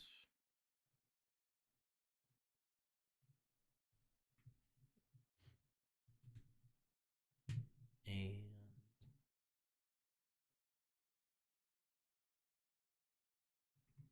we're going to want to move the fish. I'm just going to delete the fish that's here right now. And we're just going to put the fish above the tile for now. Okay.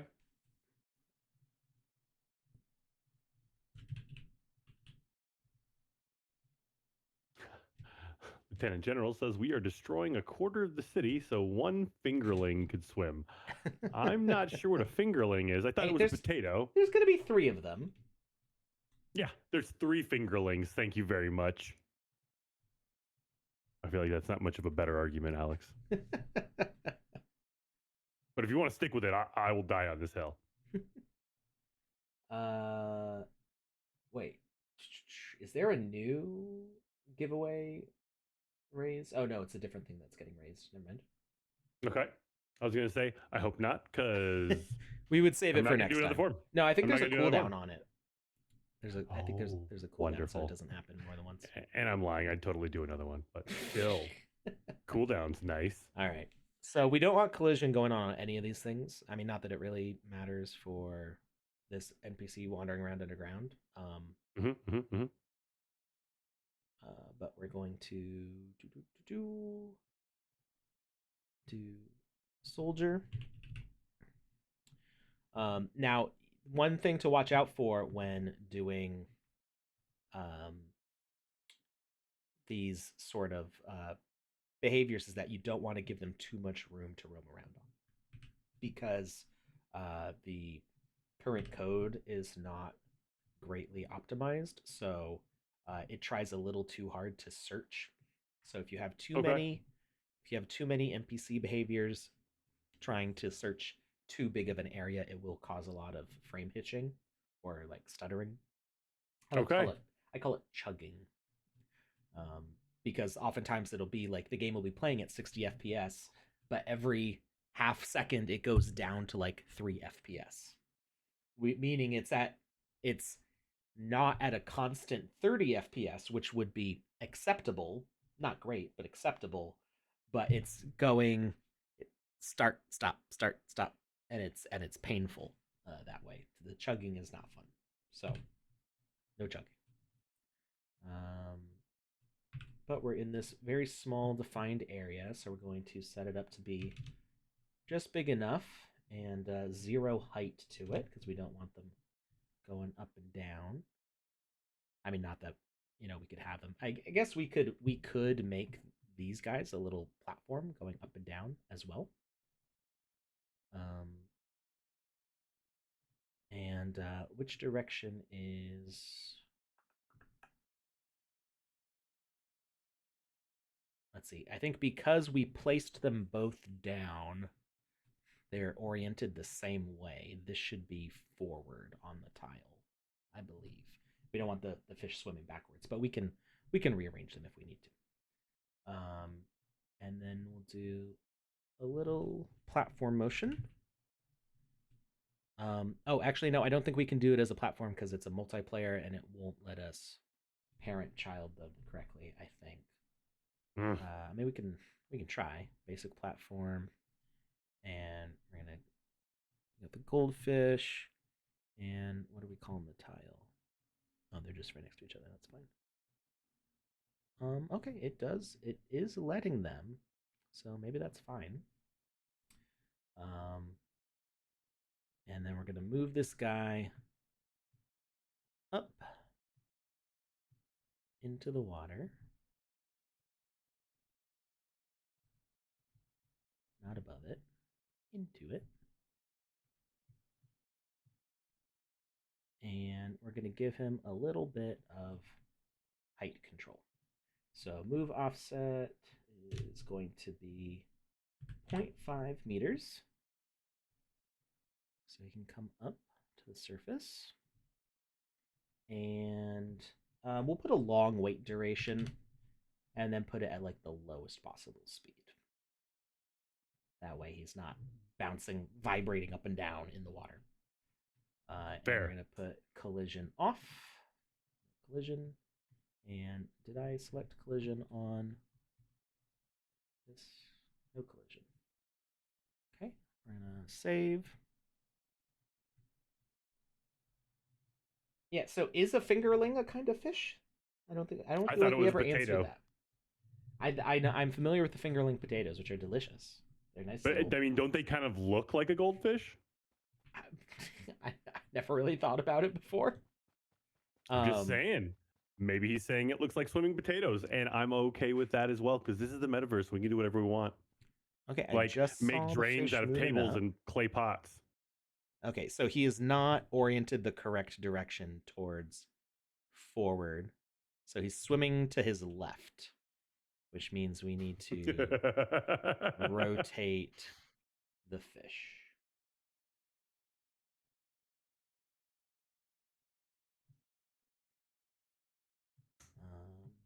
So if he's swimming always to his left, then we need to rotate him 90 degrees counterclockwise.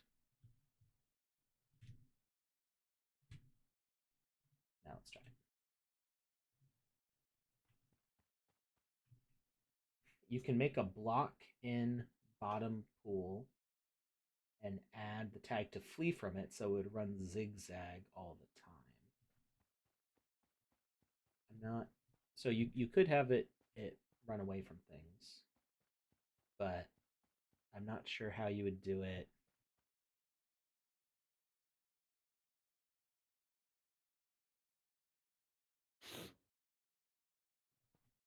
Okay, he's now swimming around correctly, and I could see him float up a little bit. Mm-hmm. Yeah, that's pretty cool. And remember, we're doing this as a multiplayer hub, so we don't want too many collisions on things. So, like, yeah, the fish can go through us. I don't think we're going to be able to avoid that. If you add another Fish level goes to the through me pool, really you quick get anyway. 2 paths, 1 for each fish. Oh, I see what you mean. So do multiple so that way the fish never collide with each other. I'm kind of okay with the fish colliding with each other. It's not that big of a deal, and it's a very small pool. If this was a much larger aquarium, with more diversity, then yeah, I would want to have some different, like, you could have whole like predator and prey chasing each other situations underwater and have separate paths for them, doing a whole complicated thing underwater. But that'd be too much for this particular scenario, especially because we need to be done in 4 minutes. It's not gonna happen. But Also, I've seen the Discovery Channel. Fish bump into each other all the time. It's okay. Yeah, but they don't usually phase through each other. You don't know that. You're not a marine biologist. True. It's called science. Boom. All right, so we got another one, and we're going to move it to the other side, and we're gonna invert the basic platform. So they'll actually be moving up and down opposite of each other. So there's a possibility that they won't collide that much either. Negative 0.5, and we're going to move this fish up. Ooh. Just to the surface.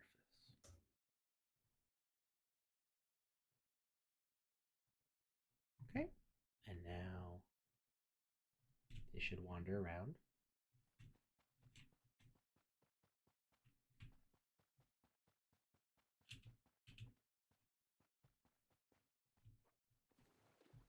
Oh, wait.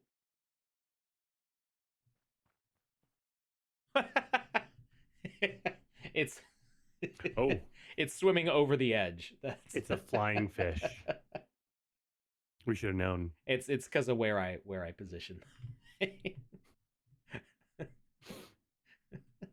So if we do this.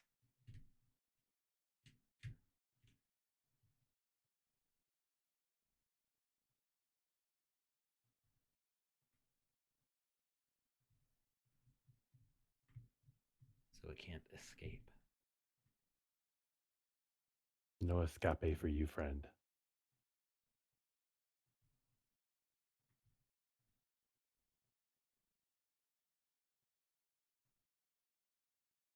Oops.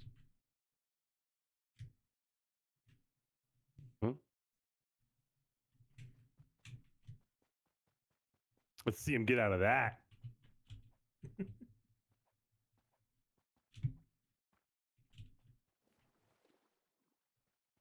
There you go.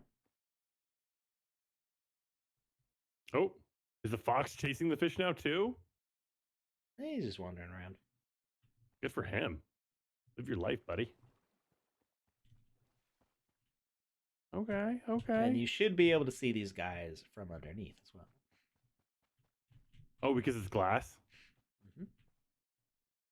Oh, whoa. Clever girl. When your body turns clear, so does all the transparent blocks. Interesting. Yeah. But that's cool. Oh, there's the fishy. Yep. Is the fish glowing? Yep. Is he actually made of gold? Well, gold doesn't glow either. Yes, but if there's like light hitting the gold, it would reflect back and look glowy. Okay, Okay, I had initially made this a opaque block, but I actually kind of want that glass to follow through here. Okay. So that way you can see more of the aquarium from a different angle. Wait, is that? Okay, good. And then the water.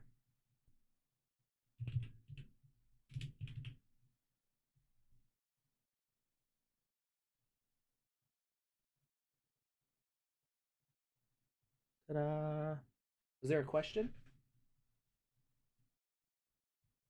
Not that I have seen or can think of. Okay, I thought I saw something about passing on a question about assets. Oh no, Lieutenant General had actually asked VPire a question on Twitter, and I know she's in bed right now, so I made sure to ping her in Discord, just letting her know where it was.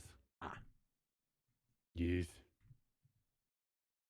But while we're talking about it, where was that? I put it somewhere. Ta-da! There we go. Found it. So basically, the question was, Lieutenant General was asking about one of the game jams. He said, a question about the below game jam rule. Do assets need to be unique to each game jam created specifically for it, or just be unique in the sense of not being stock assets? Because one of the rules on the game jam was asset requirements. Your entry must contain a minimum of 25 unique assets. So I was assuming that it's just 25 unique assets that you have created personally. I don't think so. I think it's just total. Because VPire is in charge of this, and I am not. That's what I'm saying. Yeah. So, she'd be the final answer on this. But I have always been in favor of people who who don't have the skill or interest in creating assets being able to compete in game jams. So, like by purchasing the assets, 25 unique or purchased using assets. basic. You can use basic assets. Okay. I am a firm believer, and I will argue to this point, but I will submit because, like I said, I'm not the person in charge.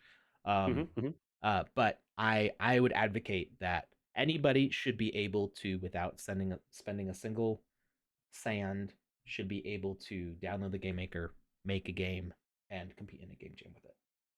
And that would be assets that are basic. Now that I think that they should try making some, and depending on the rules of the game jam, I think it would be better for their experience if they are able to try to make some assets that fit the theme. But I think that there's some, like, parkour game jam. Did you need to create any assets for the parkour game jam? I don't think so. I think there's plenty of assets that satisfy babies some babies. Some baby platforms. I thought you meant just babies. Just some babies. Just some random babies. I'm sorry, you were on a train of thought. You were talking, and I interrupted you with the baby talk. Yeah, no. It's I was pretty much done. Okay. Yeah. All right, so we got our little pond. I'm digging that. I like that a lot. We need. I really like the vine wall. I love vines on anything. Like, oh yeah, one of my neighbors, their house is covered in like vines all over the place, and I'm just like, I want that. I want that so bad. And I had no real reason to, or what. I think that's such a cool look. It can be bad for the house too. Like, it can if they start to take over and crumble the wall. Yeah, apparently they like. I was talking to the guy, and he was just like, I was like complimenting it, and he was just like, yeah, they reached inside and they grabbed some pipes and they broke the pipes, and now we have water damage. So really not that cool, but thank you. And I was just like, oh, okay. Did not know that was a possibility. Yeah. So apparently you're only supposed to do it on like stone walls instead of like wooden walls. I don't know. Needless to say, our house doesn't have it. Right. And after that conversation, we'll not. But I will admire his from afar forever.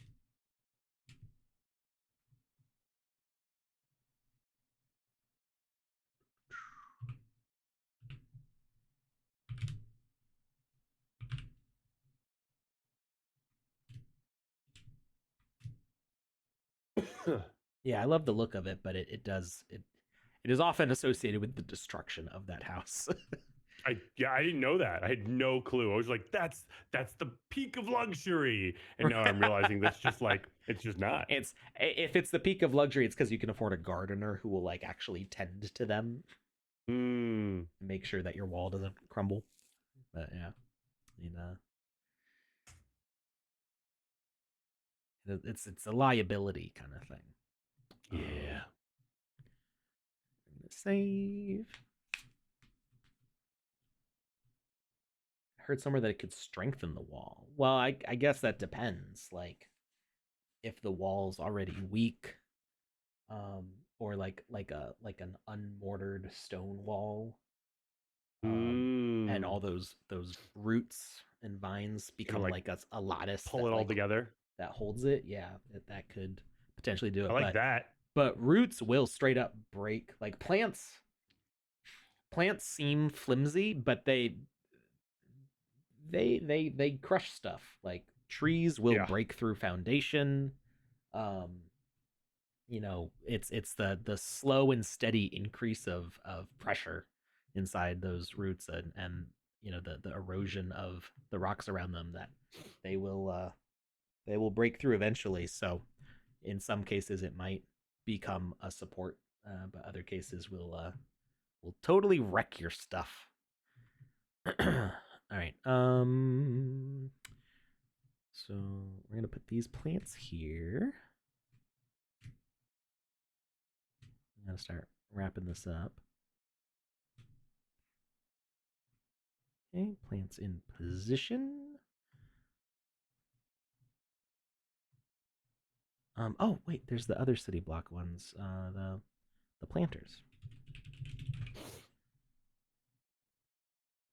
Wait, there's actual planters? Yeah, the brain cactus Oh, that's and right. the regular cactus. Yeah, I remember.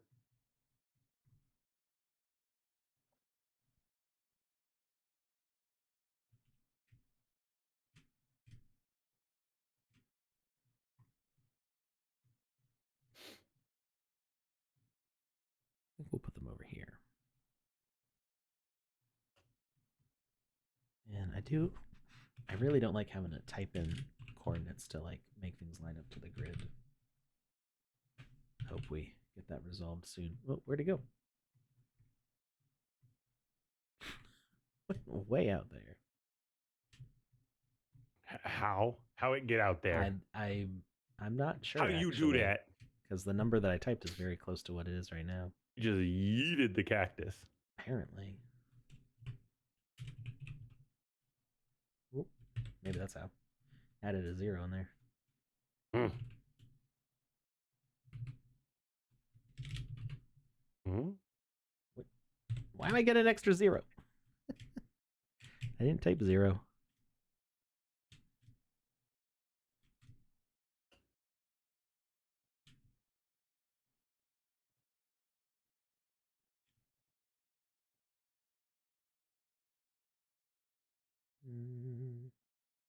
Hmm.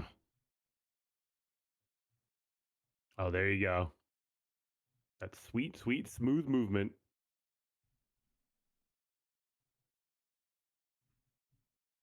Right.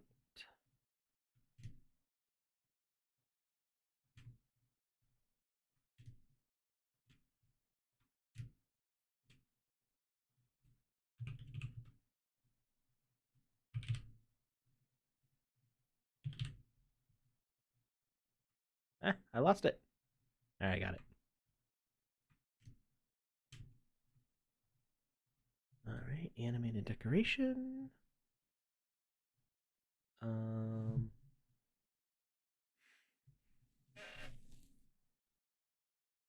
so I think I can have it. Does idle play both ways? I don't remember. I made this a long time ago. Idle's nothing, apparently. Um, so I think I can have this play bloom and then loop. So we're gonna play bloom. This is the coffee or the soup cup bonsai tree. Yeah, cup noodle. There and you not go. affiliated with the actual brand. So it's I going to love play that on one. start. It's going to play the animation bloom. Play count 1. Message at end is going to be shrink. And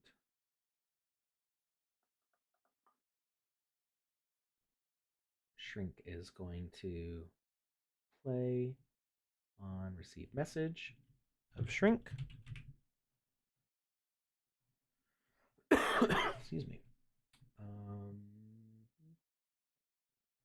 And then, message at end. Sorry. None. Shrink at end. I couldn't do this before. I didn't. There wasn't there wasn't a way to control this when I made this. Yeah, I'm just watching you go through the steps because I've never. Oh, the process before was making it a door. So you would open the door and it would play the animation, then you'd close the door and play the other animation, which would mess with the collision and stuff. But yeah. So shrink and play message bloom.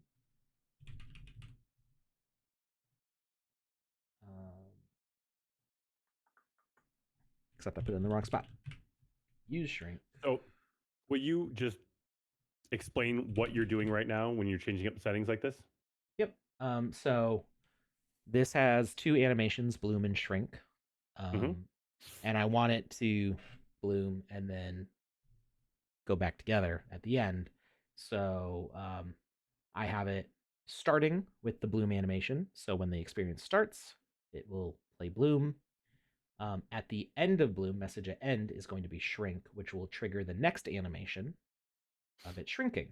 And then when that ends, it'll send another message of bloom, which will loop it back to the start. So is this just a constant loop?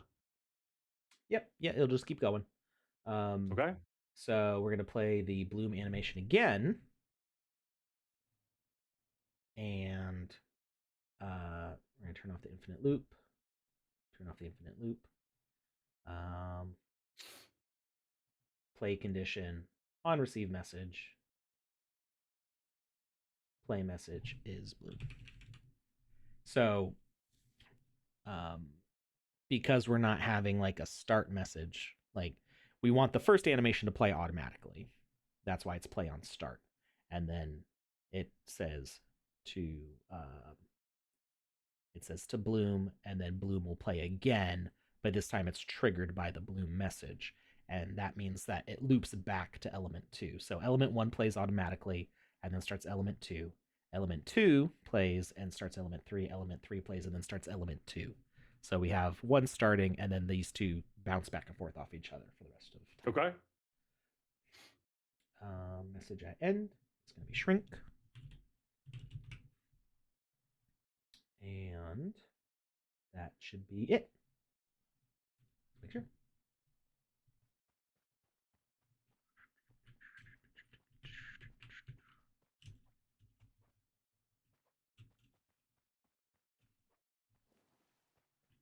Okay, it just shrunk. And then it opens back up.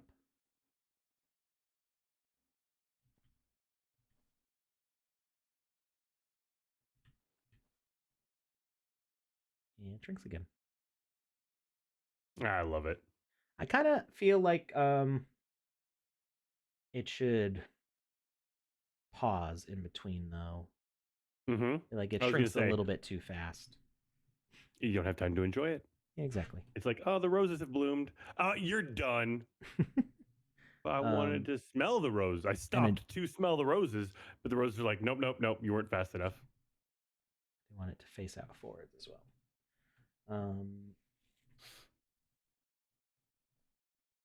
The roses are like, no, no, no, no proof of purchase. Like, what? So I'm not sure if the time between plays will. I think that only works for play count. But it may add a delay at the end. I don't know. We'll see if it delays. After Maybe a that. death delay. Make it explode. Go West says it worked. What worked? Whatever he's been discussing with Tom in the chat, Tom was able to walk him through a solution. I believe it was the question he asked us earlier about the boss and whatnot. Okay. Wonderful. I'm really, Tom, thank you very much for helping Go West. I really appreciate that. That's awesome. I love seeing things like that happening in the chat while we're streaming. That's one of the reasons we're here. So that's super duper rad. All sincerity. Boss spawns door teleports player pod interaction. Okay. So yeah, that should work fine in single player. It might have issues in multiplayer. Not that you can have a boss fight really in multiplayer, but if you did have, I don't think you can have a single player thing spawn a multiplayer thing in multiplayer. There's a lot of like weird nuances to it, which will hopefully become less complicated as we smooth out the features and kind of optimize the way these things interact. Okay, so what I'm gonna do instead now is we're going to have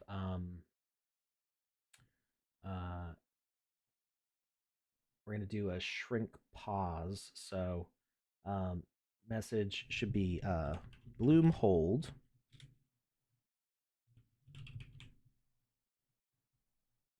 And it's gonna play bloomed, which is just static. It just stays in the bloomed position.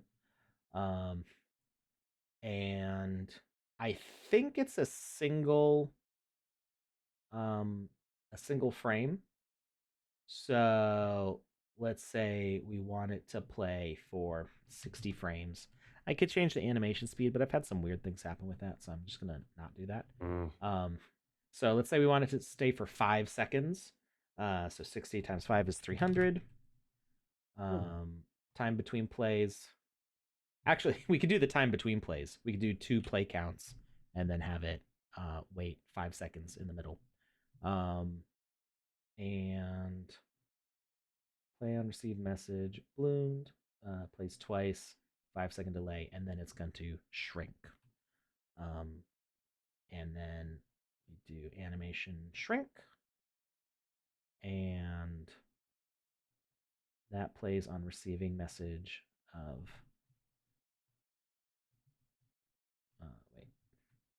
did bloom hold, it stays on bloomed, and then message edit, and we want shrink. Oops, I didn't click in the right spot. Animation shrink, play count once, 0 delay.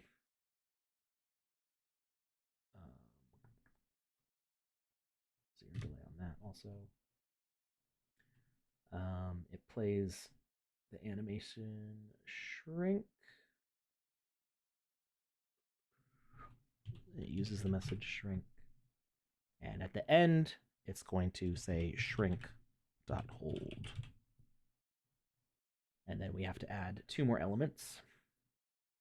So now element 4 plays the animation idle, which is just in its shrunken state. No infinite loop. Play count 2 with a 5-second time between. Play condition is on receive message of shrink hold. Message at end is going to be bloom again. All right, we're gonna see this play out when you're done with it. Then after that I gotta jet. All right. Idle to shrink hold. That should be the whole loop now. Except, oh, we need to do one more of it going back to playing bloom.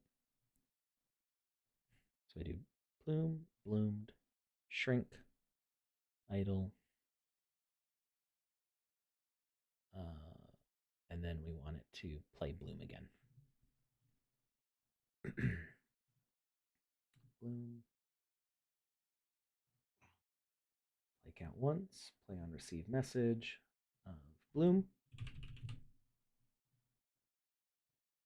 Message at end is going to be bloomed, which will send us back to element 2. Where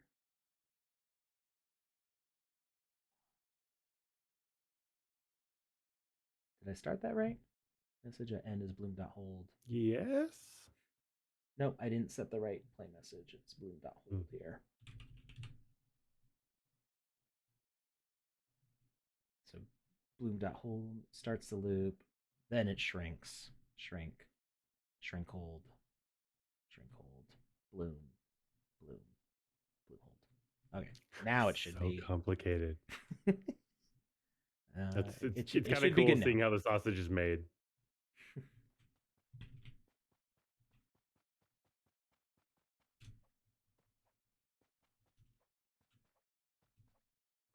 All right. It is holding in the position. So it should be about 5 seconds, and then it shrinks. And 1, 2, 3. That looks so much 4, better. 5. Opens up. Why is it changing its orientation, though? It's like rotating. Is the idle rotated? No. Oh yeah, the idle it's not the right Oh, animation. okay. So Interesting. Bloomed is good. Shrink is good. So it's this idle animation. I guess maybe we put none and see if that works. That I think should just keep it at the first frame. And we'll see what happens when it shrinks.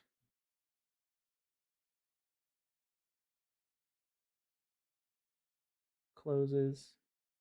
Oh, so none actually bounces it open. So I might not really have an option there because for whatever reason the idle animation seems to be rotated 90 degrees. That's kind of weird. I don't know why it would be that way, but I'll troubleshoot it. We're gonna end the stream here today. I think mostly what I was gonna do after this was just put some more plants around, have a couple NPCs talking, and throw some images in these frames. I'd actually probably replace these frames with the square one because most of my NFT images are square. Yeah, we just have a little gallery down here to look at. Nothing super fancy. The whole point of this is just to get something done real fast and get it live on the map. So I will try to get both this and Wizzy the Purple's space live and online this week. And then we can always go back later and modify them because that is an option that we have. So thank you, Lukus. Oh yeah, what's up? Before you close out, would you go back into like the downstairs or the upstairs area you were looking at really quick? Like in play? Yeah, in the game. Sure. Were all those? It looked like there was a bunch of frames on the walls. Were those just blank NFT frames? Yeah. Okay, so those are where you put the pictures and the paintings and the whatnots. Yep. There is kind of this weird like there's a pattern in looking thing. Yeah, that's part of. That's but it you can see there's no depth to it, so I think that's just what it shows when it's blank. Okay. But like I said, I'm actually gonna replace these frames with something square. It's a little more my speed. Fair enough.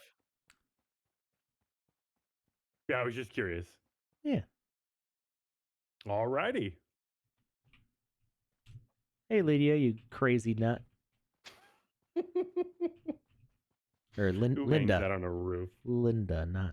Oh, no, it is. Did I write Lydia? Is her name? I thought it was Linda. No, I think I said Linda, and it was Lydia. Oh, okay. Yeah, it is actually Lydia. Whatever. All right. Thank you, Lukus. Thank you, everybody else, for hanging out. We will see you again on Saturday, where we're going to build another one of these, and maybe I'll get the whole thing done in one stream. I doubt it, but we will try. Actually, no, not next Saturday, because next Saturday, this coming Saturday at the end of this week, is the Bombkus Game Jam Awards. Yeah. Yes, I missed the last Game Jam Awards, and I was so sad. I'm so happy I get to be here for this one. Yeah. When Bombkus Rewards on Saturday. I believe the voting is finalized on that, or it's very close to finalized. I think like the last scores are coming in today from the Sandbox team side of it. There's the council. Obviously, I'm both in the council and the Sandbox, but what? This is brand new information. Lukus is joking, but he actually walked into the room while I was on the phone call with the lawyer during NFT NYC 2022 as Joe and I were finalizing our LLC. He looks very lawyery, in case anybody's curious. But yeah. So anyway, the council does all of its voting, and then we turn over the results to the Sandbox team, where like V and other people from like our publishing team and stuff, they put in their votes also, and then it all gets compiled together. So that process should be finishing tonight, and then I'll be busy making the videos for the live stream. So anyway, I'm so excited. Have a good rest of your week, everybody. We will see you on Saturday. We're gonna go find somebody to raid if we can. Already done. Awesome. Have fun with Play Game for Fun. Y'all have a wonderful day, night, morning, afternoon. Bye.